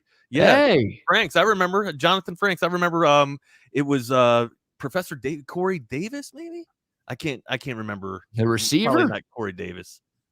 Definitely not Corey Davis. But Corey something was our professor's name was Corey. I just can't remember his last name. But yeah, it was it was the UT. It was like the UT studies or the underclass studies or something that we had to take. Oh yeah, one of those random BS classes that had nothing to do with your major. But I remember Jonathan, avid Longhorns fan. There you go. And full-fledged, just nothing but Longhorns, man. Bleeds the burnt orange. Man, yeah, I wish we had a class in college. I wish we knew each other in college. That would have been fun, man. We would have probably would have failed, dude. I don't think I would have gotten through that class, especially if I would have met you, and knowing who you are and the dude, type you wouldn't have seen me in the class. You would have seen me outside of class, just on test days. Yeah, if you were going to class, I would have asked you for your notes and to take my iClicker. Dude, please sign me into this deal. So I don't have to go. Real quick, before we get back into sports, I just got to tell a story about UT when I was there on campus. We talked about exams just for a minute there. Yeah, probably the top play of all plays that I've ever seen in my life in terms of cheating on an exam was this girl that sat next to me. She had her outfit, right? Just to start, walking in. You wanted to look at her, but you were afraid to look at her because of how revealing some of the stuff she had on, right? On test day. Well, that's smart. She's trying to attract somebody, and there's more options on test day than any other day. High knee socks, right? Mini skirt, okay, and a really short blouse. And she sat next to me, dude. And the thing was, dude, she had her notes up under her skirt, where her skirt was, on her thigh. She had her notes written on her thigh, and she was on her thigh, on her her inner. I'm not even messing around, on her inner thigh. So when I'm looking over to the left, and of course, it's hard not to look, dude. And you look over, and I'm just she's pulling her skirt up. I'm like, what is this chick doing? You know what I mean? I'm sitting here like this, and bro, I'm just seeing a paragraph on her inner thigh, dude, and damn well no professor's looking down there. Can't. You can't. You just absolutely can't. So champion of all champions for cheating right there. Wow. She didn't catch you? What the hell? I'm not going to look. I mean, I got goosebumps talking about it right now. You weren't looking down there? I'm not going to get caught cheating. I guess you could be caught cheating in more ways than one if you're doing that, right? Dude, good play right there. I didn't even think about that. Yeah. I'm looking down at the left. I'm trying to do, my best to keep my eyes on the paper, bro. You were married at that time, right? 100, yeah. Yeah. Okay. Speaking about that, you want don't go to school married. No, I didn't. I didn't. I would have been 18 and married. It was a little different for me versus you who were, 30 or something when you were in school. Yeah. I mean, I eat steak every night, bro. My wife is gorgeous. But man, there are some really good looking girls on campus. Oh, dude, we know that. That's one of the things that excites me most about coming back to Austin is look, not to say that Houston didn't have some very good looking women, but Austin, it's a different breed up here, man. There's probably only one other place that I'd go in terms of like women, and that's probably USC. Oh yeah, the song girls. I mean, that's the traditional sweaters.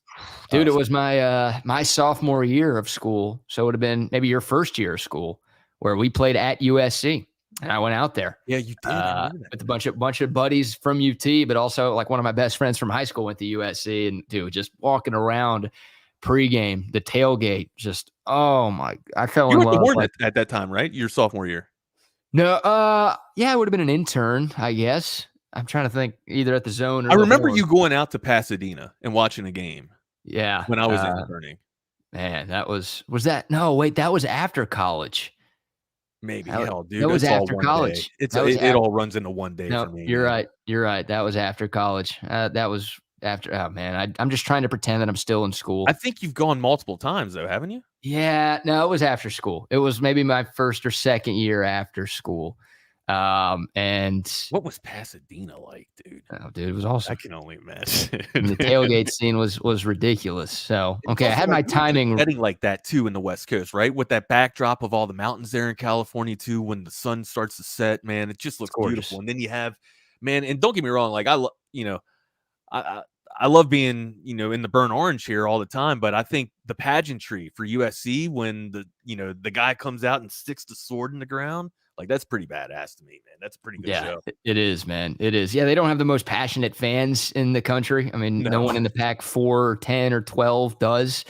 But yeah, there's a lot of cool traditions that they do out there, and the lighting of the torch going into the fourth quarter, like at the Coliseum. It's a lot of fun. It's a lot of fun. It was 2017, so yeah, I was out of college. I was at the Horn. Good call. I was drinking a lot. Still am drinking a lot. My memories. We all are. Hey, did Amenahu have 10 sacks? Was he a double-digit sack guy? I don't remember. I'm seeing that comment too. I don't know. He might have. Maybe there was somebody more recently than. All I remember is Jeff Coat with 10. I don't remember. Jeff Coat definitely did. There maybe was somebody in between Jeff Coat and where we're at right now who got to that number. One more cheating story, because you brought it up. Like that's an awesome one. I'm trying to think. Like, you're not going to look at that inner thigh, bro. You're just not looking at it. I'm looking at that inner thigh. 100% for a couple of different reasons. I'm looking at that. That is tremendous precision placement right there, to put it right on your inner thigh, to like, oh, you want to look, but you can't. What was your best cheating story? Like, did you? Oh my god, I was afraid. I was too afraid. I was too afraid to get caught. The two things I did in high school and college, my two go-tos were the rubber band thing. You know, the rubber band trick. You like stretch. It's a thick rubber band. You stretch it around like a textbook, and then you just write a bunch of stuff on the rubber band. And then when you take it off the textbook, it just looks like a bunch of like lines, right? When it's like a small rubber band, it doesn't look like much. But during the test, you like stretch out the rubber band as like a stress reliever. And you, boom, when you stretch it out, you could see all of the words that you wrote down on the rubber band. And the professor's walking by, it really looks like you're just kind of fiddling with like a little dibble dabble thing, right? 100%. 100%. Like those fidget spinners were big back when we were in fucking school, bro. Yeah, the fidget spinners. Use the F-bomb. Sorry, guys. So that was awesome. That was probably my favorite. And then the more advanced one, genius, dude. Thank you. Genius. And the more advanced one, this one took a little bit longer, and this was probably a little riskier, but never got caught doing this. I would like Photoshop a Coke label, and I would just replace all of the ingredients and all of the nutrition facts and just everything that is normally worded on a Coke bottle. I would just put notes on it and then print that out, tape it over the actual Coke label, and just bring that to class. It looked like I had a bottle of Coke that I was drinking. And instead of the label being the label, it was the label with my notes on it. You're a genius. You like that? You are a genius. Like the rubber band thing was cool, but you basically 3D printed your notes. Pretty much. Yeah. Like, look, other people I'm sure have done that type of stuff and stuff way more advanced than what I was doing. But those were my two methods of bringing notes to class and turning every test into an open note test.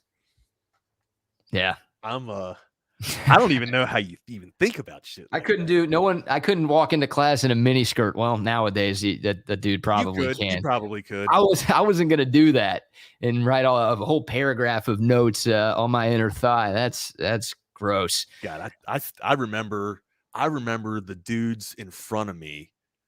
Like, I remember their necks breaking when she walked in the room. I remember like the pencil went down. This dude named Josh just went, dude, holy and I looked up and I was just like, oh my God, and you're trying your best not to stare it down, man. Yeah, you're trying to focus on your like that's bro, tough. like you're that trying is mean. Yeah. That is mean by her. Like you're supposed to for the blue books to come at you. You know what I mean? Like, yes, dude. You're supposed to be like, comfortable and like, no distractions, please. No one looks good on test day. She was comfortable. God, that is awesome. I can only imagine being the professor in that moment. You know what I mean? Just being like, I can't look. I can't. It's just my God, man. Anyway, but yeah, that's cheating stories in the University of Texas. Cheating on our test stories. But yeah, I was too afraid to get caught, man. I was afraid that, I didn't feel like I belonged at Texas anyways because I was a vet. I was 28 when I was a freshman. I got rejected from the University of Maryland, and the only reason I got into Texas is because of my veteran status, man. And thankfully, they did a great job for veterans there, and I was able to graduate. But yeah, man, like I was so afraid and reluctant to do anything out of the norm because I didn't want to lose the opportunity of a lifetime, which was going to Texas, man. Yeah. No, I was an idiot, man. Like this comment from David, it's like you might as well have studied instead of just doing all of that effort. Yeah, that probably would have been a smart doesn't go that well when you study either, right? Yeah, I mean, I wasn't great at studying, dude. I also had this rule in college. Here's BK's tips for kids. Bucky usually does this on Tuesday, and his are actual tips for kids that are going to help you be successful as a student. Here's me giving my tips for kids. I had this rule in college where I would not study for a test until the day of the test.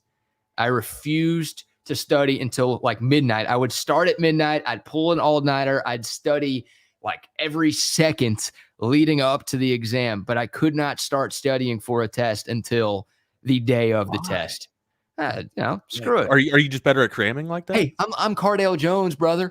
I didn't go to college to play no school. All right. That's the greatest line ever, man. That's the second greatest line. Like the greatest line ever is Steve Smith. Why don't you go ask him? He's the one that didn't finish the game. Ice up, son. That's the best quote of all time. But I didn't go to school to play. I didn't go to college to play school. Yeah, like I didn't go to play football like Cardale Jones did. Believe me, I wish I could have done that. But no, man, I wasn't there for school. I was there to have a good time. Like the best 4 years of my life. Everybody told me going into college, like, dude, these are the glory days. These are your best 4 years. Like, enjoy them, savor them. And man, I didn't do enough. I felt like I did, but there are things I wish I could go back and change, man. Shoot. I still think about going to grad school every year. And it's like, shit, I actually have to study though if I do like a grad program. But yeah, I applied to a few law schools, man. I'm glad I didn't continue on and get my JD. I'm very happy. How old am I? I am 42 years old. Oh, there you go. That was a question in the comment box. Yes, from Abel. You hearing the yard workers out? Can you hear that on your side? I don't hear anything. Okay, good. You got yard work. I had some yard workers the other, not too long ago, man. I can't call them mine because it's an apartment complex. So they're not my guys. I didn't hire them. Don't tell us where you're living. Hey, South Austin, baby, South Austin. I'm still waiting for the AV consultations crew to show up. I know. I thought they were. Maybe they're waiting till 10 o'clock. Which, if they are, that's probably for the best. Or maybe they're out there doing work, and I don't know. I left my door open though, so I could be getting robbed right now. We'll see. Shout out to some of our sponsors, man. 7-Eleven. Love those dudes. 7-Eleven's awesome, man. I went there a bunch in college to load up, and I go there a bunch now to load up on the snacks, on the drinks, on everything. Shout out to our guy Ashish, big Longhorn fan, big fan of Texas Sports Unfiltered. He runs 3 different 7-Elevens here in Austin, Texas, USA, America, including the Monterey Oaks location, which is very close to where I live. I'm going to be there probably later today, getting some of those nachos, getting some pizza, getting a Slurpee, getting a big gulp, all that stuff. Go to 7-Eleven. It doesn't matter where you are. They are all over the state of Texas. They will fuel your summer here in Texas. And download that 7-Eleven app too to cash in on that 7 rewards program. They'll take care of you there. Shout out to 7-Eleven for their partnership with Texas Sports Unfiltered. And shout out to sendtextickets.com if you're looking at tickets for tickets to any Longhorn game this season. They've got you covered at sendtextickets.com. Also, as part of our 5,000 subscriber giveaway, assuming we get there before game week or before at least the first game, we're going to be giving away a pair of tickets to see the Longhorns take on the Rice Owls. Yeah, that's right. The season opener. Our friends at Centex Tickets are going to be hooking us up with that so we can be hooking you up with that pair of tickets. So some lucky person is going to be able to get in for free to that Texas Rice game coming up a week from Saturday. But hey, college football, NFL, MLB, NBA, NHL, it doesn't matter what sport, they've got tickets on site at sendtextickets.com. They're all 100% guaranteed. You don't have to worry about scalping tickets. You don't have to worry about fake tickets. None of that stuff. Everything's guaranteed. So easy to use. Sendtextickets.com. All right, Wags. We'll talk some NFL here. Yeah, let's rock. Okay. You watching any Hard Knocks at all? No, should I be? Yeah. Man, I Yeah. like Hard Knocks all right, for me. what's your opinion on Rodgers? Aaron Rodgers? Aaron Rodgers. What's your opinion on Rodgers? I hate him, dude. Okay.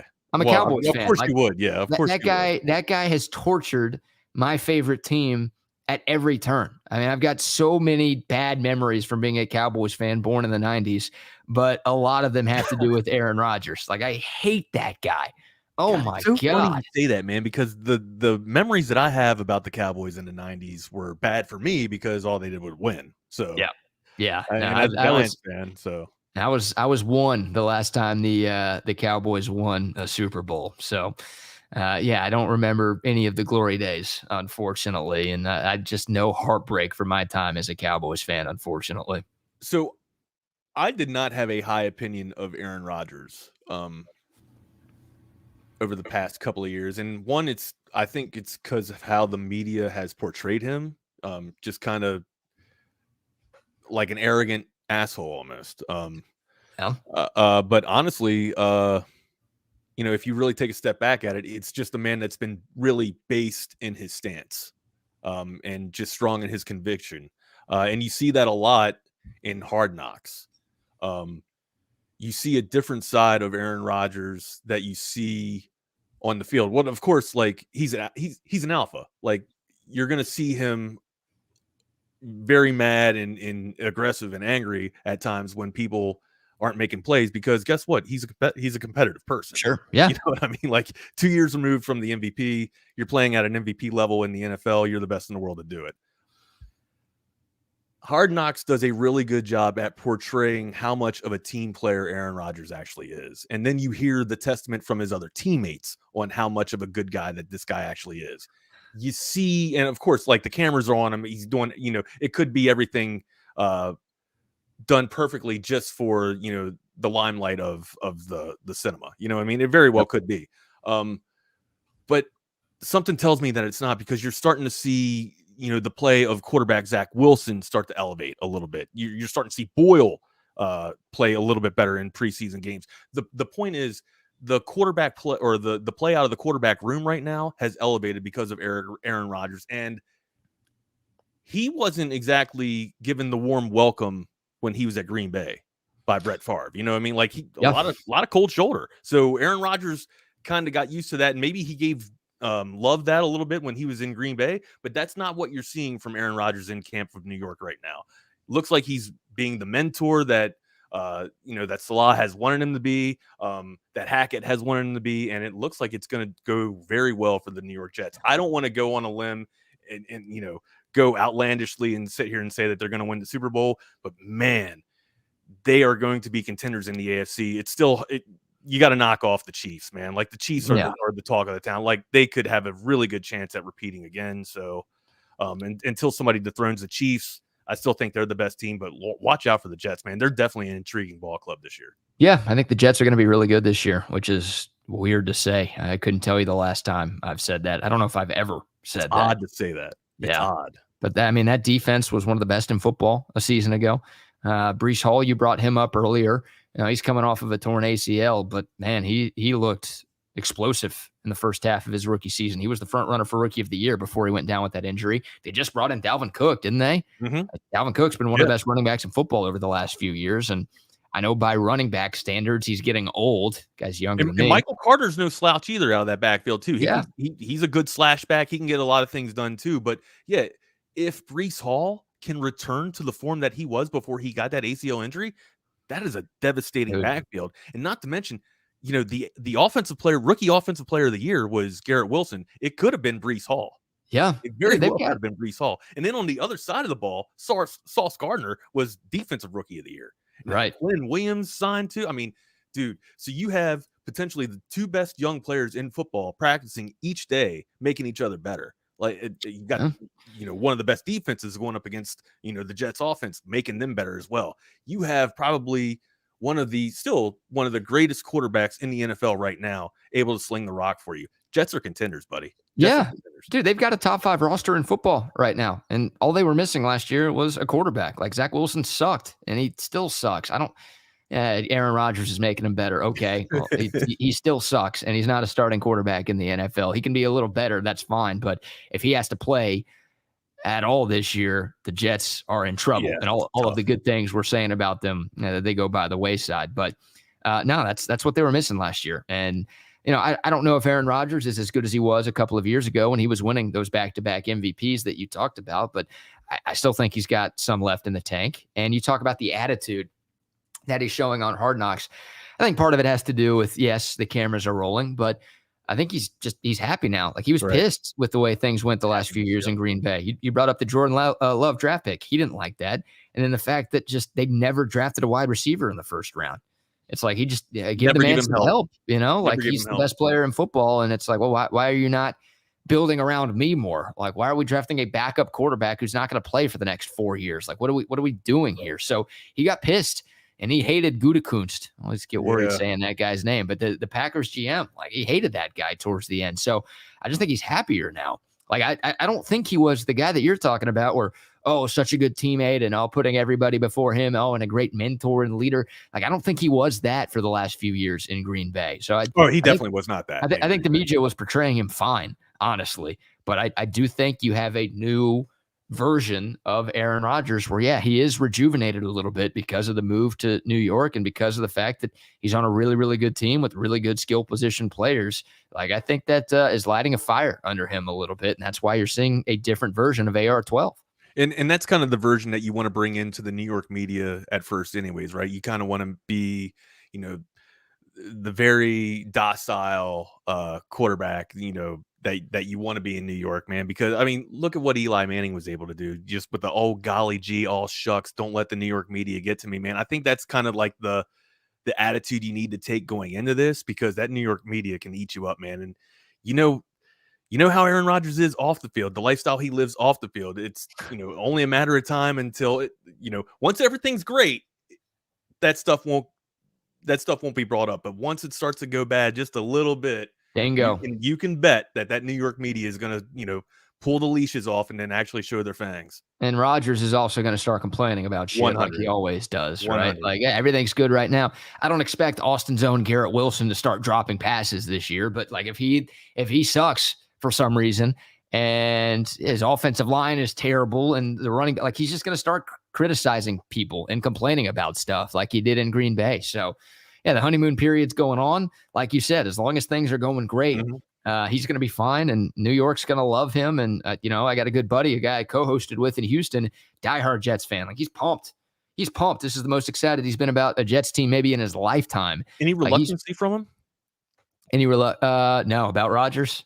No, man, he's all bought it. I mean, you know what the Jets have had at quarterback over the last couple of decades. So the fact that they've got, a future Hall of Famer and a guy who's won, I think, 4 MVPs who chose them, like that's the exciting thing, right? It wasn't like a trade where he was forced to go there.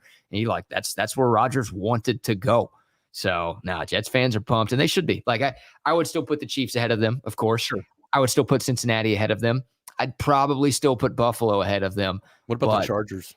I'd put the Jets over the Chargers right now, I think. Man, it's the Chargers in the playoffs. Come on, man. Yeah, they can't get out of their own way. We saw what Chargers happened last still going to year. Charger.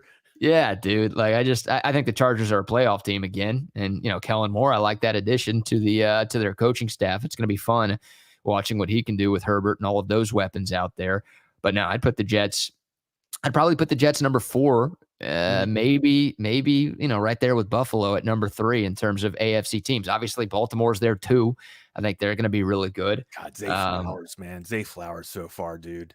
Looking really good for the Ravens, man. Yeah. Miami, dude, the AFC is just, it's ridiculous, man. Like, I feel bad if you're a fan of a team in the AFC right now, because it's just so much more difficult to get to the Super Bowl from the AFC than it is from the NFC. Like, who is it in the NFC? It's Philly and it's San Francisco. That's it, though, right? Like you want to say Dallas. You want to say them.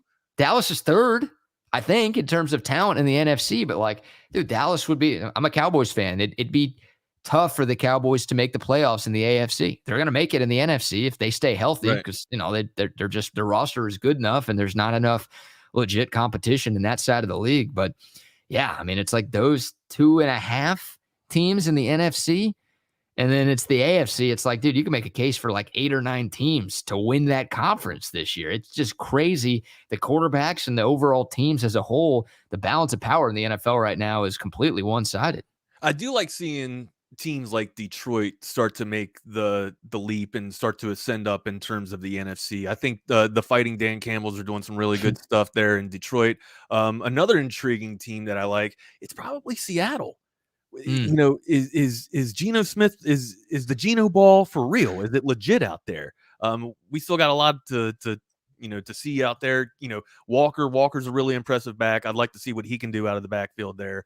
But yeah, Seattle's an intriguing team to me, but it's like you said, man, the path to the playoffs in the AFC is just brutal. It's daunting. Yeah. You can there are some other intriguing, to use your word, storylines and teams in the NFC. Like I'm not a believer in Seattle. I mean, I wasn't a believer in them last year. They proved me wrong. They made the playoffs.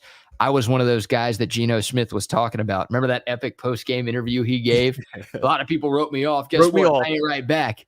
I wrote Geno off, and I'm still writing him off. Like, I don't think he can have an encore of what he did last year, this year. Like, the game film's out on him, man. Yeah, and just I'm banking it off of what he's been for the majority of his career. Now, he was with the Jets for a while. Like, he's been in some bad situations, and Seattle has a good supporting cast. And obviously with DK and with Tyler Lockett, with JSN, who got hurt. I don't know what the word is on his injury, but Smith and Jigba out of Ohio State. Like, if that guy can stay healthy, he was the first receiver off the board. That guy's a monster. Do you know? So Wilson and Olave both say that he's better than them. Yeah, how crazy is that? That's scary. Yeah, and we didn't see him much last year because he got hurt and basically opted out of the season. Dude, that Ohio State wide receiver room. I mean, every year shows you that you need to have a good you need to have a good defense to win championships, because offensively, I mean, those Buckeyes teams, no one has been able to produce the talent that they've been able to produce on that side of the football in recent years. But that's what Jim Harbaugh is dealing with. Yeah, exactly. Hey, he's the last 2 years, he's found a way. He's got it. Yeah, man. Found the way. But yeah, Seattle, like, if Geno can be good, then okay, they're a playoff team again, you would think. Your Giants, Daniel Jones coming off of the best year of his career. Josh Allen beta. Yeah, well, beta is a reach, I think. He's less than that. Less than that. But where are you with your Giants this year, man? I mean, Daboll did a hell of a job last year in year 1, and I don't think it's like random that Danny Dimes actually figured it out for the first time in his career. The 1 year he got to work with Brian Daboll, who, you made the Josh Allen comp right there. Obviously, Daboll and Allen had a bunch of success together in Buffalo. So where are you at with your G-Man this year? I still think they're pretenders. They have the squad that looks, on paper, they look like they can get to the playoffs. And of course, they played a really beat up and mediocre Minnesota Vikings team, in the playoffs last year. We just talked about it. The NFC's down, right? And it's a watered down league, or it's a watered down conference, so to speak. The Giants to me are, man, maybe a 9-win team. I mean, you gotta figure you're playing in a division with Philly and Dallas. You're definitely going to split at least those games, but there's a good potential that you could lose all 4 of those games between those 2 clubs. And then the Commanders too. You can't write the Commanders off either. Like Oh, come on. Yes, you can. Man, I got maybe it's just me being a pessimistic Giants fan, but I got the Giants at the bottom of the NFC East, bro. What? Yeah, man. Yeah, below the commies? Your best wide receiver was from the practice squad last year. You know what I mean? He emerged out of the practice squad. And they still made the playoffs last year and won double-digit games. Oh, on a very favorable schedule. That schedule gets a lot harder this year. I don't see the Giants being able to repeat the same form. Okay. Yeah, the schedule does get a little tougher, and they did win a bunch of one-score games, right? You brought up run differential in baseball earlier. Yeah, the Giants' point differential last year was not great. So they did win some games that, maybe they won't win this year. Like they had some good breaks and the balls bounced their way a lot in a lot of close games and that type of stuff. Not always sustainable year over year, but dude, the Giants are better than the commies, man. I don't know. The Giants had a lot of balls bounce their way last year, man. The Commanders, come on, man. Look, man. Yeah, they beat the Ravens in a preseason Sam Howell and the Commanders game. are going to get it done, man. Sam Howell and the Commanders will get it done. Man, Terry McLaurin, though, took a little bit of a bump in practice, so we'll have to see how that pans out for all you fantasy goers out there. Yeah. He his status they're hoping he'll be back by week 1, but yeah, that sucks. That's a big injury for them. BK, maybe if I aim so low, I'll have nothing but optimism in the regular season, though. So I don't, it's a win-win for me. There you go, man. I don't know. The NFC East is a lot better though than what it's been at times in recent years, right? I mean, Philly is the favorite in the NFC. Sure. They should be. Dude, does Hurts come down to earth? Yeah, well, that's the thing. Like, this will be a big time test of the NFC East and the crazy stat that has gone on in that division for nearly 2 decades now. I mean, there hasn't been a repeat winner in the NFC East since 2004. Right? Like there have been teams who have won Super Bowls out of the NFC East. Like the Giants have won 2 since then. The Eagles obviously won 1 since then, and they couldn't repeat as division champs. So Philly obviously won the East last year. They're the favorites. They should be to win the East again this year.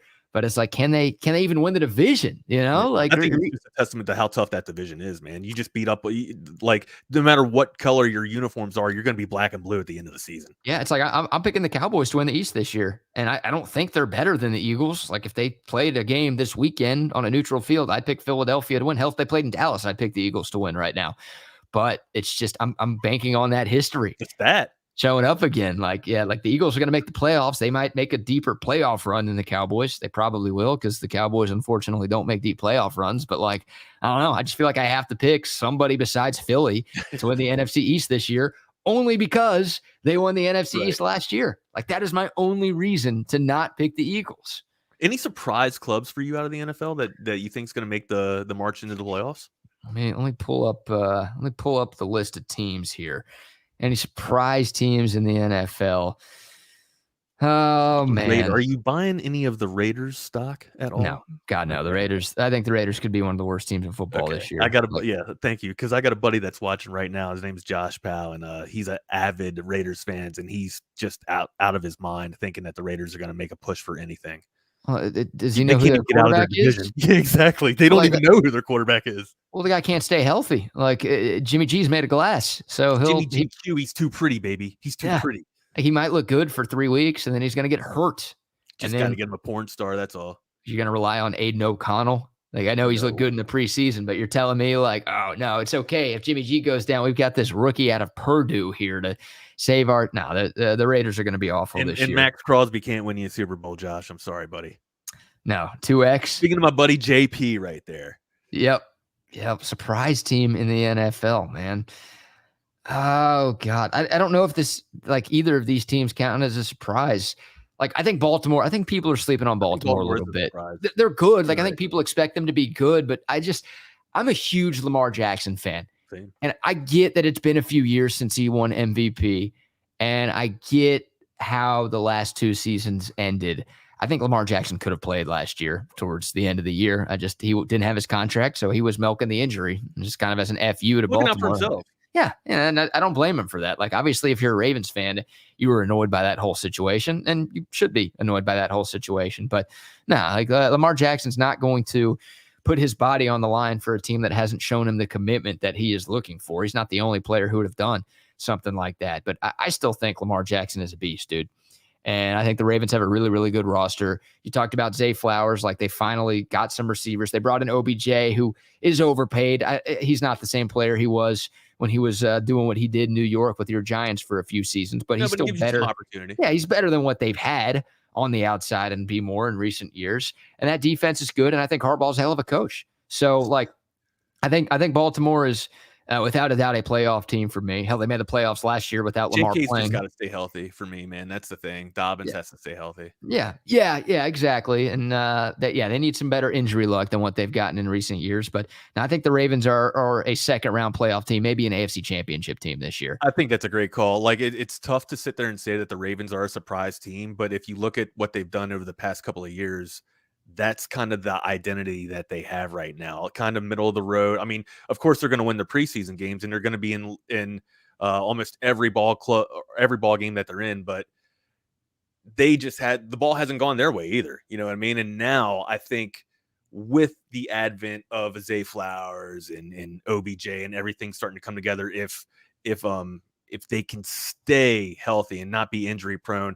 I think they can put some things together and make a run at this thing. Look, Cincinnati is still the team in that division. Let's not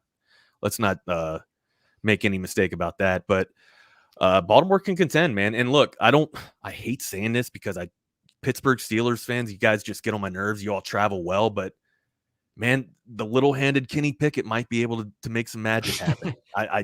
I don't know, man. The little fingered Pickett might be able to get it done, dude. I'm just a big fan of George Pickens. I think that dude's a stud and he can make some plays. Yeah, look, the Steelers are always in the mix, right? I mean, Mike Tomlin's never had a losing season. It's the most ridiculous stat in football right now. So even in down years, Pittsburgh finds a way to win 9 games. It's hard not to like Tomlin either, man. He just says all the right things. He's very based in his stance too, man, and he loves his players, dude. He loves that locker room. The locker room loves him. Yeah, he's a hell of a coach. He's a cliche machine, though. My God. But he's a fantastic football coach, man. There's no doubting that. And Pittsburgh's always going to be in the mix. I honestly think like you could make a case for all 4 of those teams in the AFC North to make the playoffs. Like Cleveland is a huge wild card because we don't know what version of Deshaun Watson we're going to get. But it's still got a job. That's the thing. Yeah, dude, that roster. I mean, that's a borderline top 5, a definite top 10 roster in the league. If Deshaun Watson is the guy he was in Houston, that guy was like knocking on the door of being a top 5 quarterback in football. Hey, Dabo called Michael Jordan football, baby. Yeah, Michael Jordan had some off the field issues, but he wasn't doing what Deshaun Watson was doing. Thankfully. I'll give you one more surprise team, and then I want to hear one from you. I think people are sleeping on Tennessee this year. Yeah, and Tennessee's they're not a Super Bowl contender. So if you're looking for that, I'm not going to give you that. But I think most people are just like assuming that the Jags are going to win the AFC South, and that division sucks. I mean, the Souths are the worst division in football, right? The NFC South is a joke, and the AFC South obviously is a huge problem. You had 2 teams picking in the top 5 of the draft this past season, and Tennessee almost won the division with a losing record this past year, so it's a problem there too. But like, if Tannehill can stay healthy, that's a big if. He's solid. Mike Vrabel, I think, is one of the best coaches in football. 100. Like he always does the most with as little as possible. Bingo. Yep, does more with less. They've lost some talent. Their wide receiver room is not great. Getting Hopkins though helps. That's a big Derrick Henry still has some gas left in the tank. So look, I don't think Tennessee wins 10 games this year, but I think they can win 9 games, and I think that might be enough to win them the AFC South. So like, I wouldn't just anoint the Jags because of the fact that they won the division last year and they had that epic comeback in the wild card round against the Chargers. Like, I'm not sitting here telling you that Jacksonville is for sure going to win the South again. I think Tennessee might win that division this year. Nice. So both of my surprise teams comes from the South, AFC South and NFC South. Tennessee is one of my surprise teams for the details that you just mentioned. And also, man, the Falcons. I think one person can make a difference, and that person is Bijan Robinson. And I am not placating to the Texas Homer crowd here. I am not. I swear to you. I just think that this guy is that much of an impact player. You saw what they were able to do with Aguilar, or I can't even pronounce the guy's name. Algier. Tyler Algier. Algier last year looked pretty decent, man, but it just looked like all the pieces weren't put together. I think this guy completes the piece of the puzzle. and Arthur Smith and company get it done. Look at what they were able to do with Derrick Henry's rookie year in Tennessee, man. I don't know if this will actually – they're not going to win the South. They could. That division sucks, man. It's booger. It's so booger. And with Baker Mayfield as the leading quarterback for the Tampa Bay Buccaneers, I mean, you got to imagine that they'll be in sell mode here towards the end of the year. Like Mike Evans might not even finish the season off with the Buccaneers. He could be, moving before the end of the trade deadline. So a lot to look out for in the South. But yeah, AFC.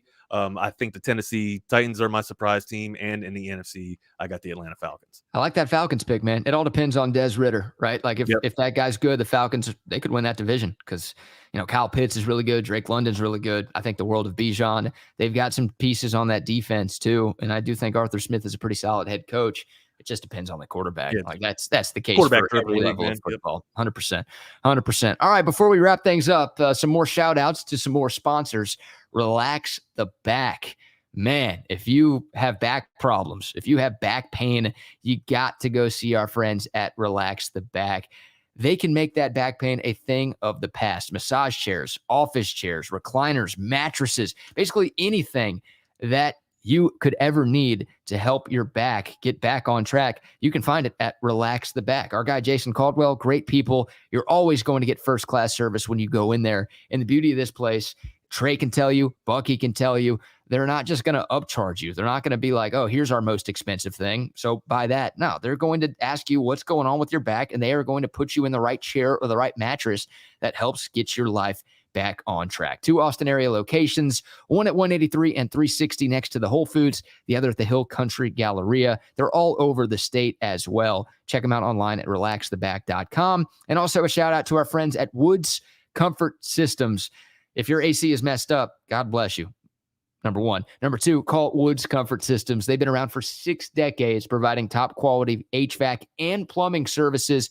They want to keep you and your family comfortable in your home all year long. AC maintenance, repair and installation, furnace maintenance, ductwork, attic insulation, and of course, plumbing services as well. They're the best in the business. David Partain, the crew there at Woods Comfort Systems, they do tremendous work. Find them online at woodscomfortsystems.com or give them a call, 512-842-5066. Tell them you heard about it right here on Texas Sports Unfiltered. Woods Comfort Systems, where comfort is our middle name. All right, Wags, a couple minutes left. You're getting some love on the YouTube comment line. Appreciate that. Appreciate John having Cena, you. baby. John Cena John Cena played the Marine. Sorry. There you go. Is that right? Hey, dude, and look, I have let the F-bombs fly a little bit this morning. I do apologize. Too raw for radio, good, baby. Too raw for radio. Texas Sports Unfiltered, man. You can let one fly from time to time. That's one of the many beautiful things of this channel and of these shows. Oh, by the way, we don't have 5 or 6 minute commercial breaks either. Yeah. Oh, by the way, our signal's clear. You don't have Tejano music bleeding in. You can hear, you can actually get us. No La Raza that you're listening to in your car. No, we've got you with sports and great content from your favorite Austin media personalities all the time. That's what we do. And obviously we've got tons of talented folks on this channel, and Wags, we're happy to have you on board, man, because you're one of those too. And hopefully we could find a bigger role for you in the not too distant future, man, because we want you. And I know the people want you as a big part of this thing too. I want to be here, man. I'm happy to be a part of the team. This has been an amazing morning so far to get my day started off right. And then from here, I get to go play video games. That's kind of like, if we can carve out a little bit of time to where I don't have to do my day job and I can continue to just do this, man, what a world that this would be, huh? How about that? Sports, quote unquote, radio, and then video games. Yeah, tough life. God, you're living the dream right there. Forget wanting to be thank you for allowing me to live this dream, man, because I couldn't be doing this if it wasn't for you and for the great sponsors of Texas Sports Unfiltered, man, including audiovisual consultations, one that we both have. They're here. I hear them here. I might put you on the phone. To know who's there. I'm dying to know who's there. I might put you on the phone with one of them here in a few minutes, man, just to chop it up a little bit for old time's sake. But yeah, shout out to our sponsors. And hey, coming up a little bit later, midday with Trey and BK from 12 to 1. And then, of course, Chip and Zay for show number 3 from 1 to 3. Dude, keep it locked in. Like Nick Fury from Marvel, man. You have assembled a list of heroes, bro. You have assembled a list of heroes, man. And like they say in those weight loss commercials, I'm not done yet. I've lost 50 pounds and I'm not done yet. Hey, have you heard of soda? That is it. Brother, great job, man. Thanks for coming on. Hey, thanks for having me, man. And thank you guys. I love you, brother. Love you, brother. Thank you all for watching. Once again, Midday with Trey and BK from 12 to 1, Chip and Zay from 1 to 3. Please subscribe if you haven't yet. Please like this video if you haven't yet. Until then, hook 'em horns, baby.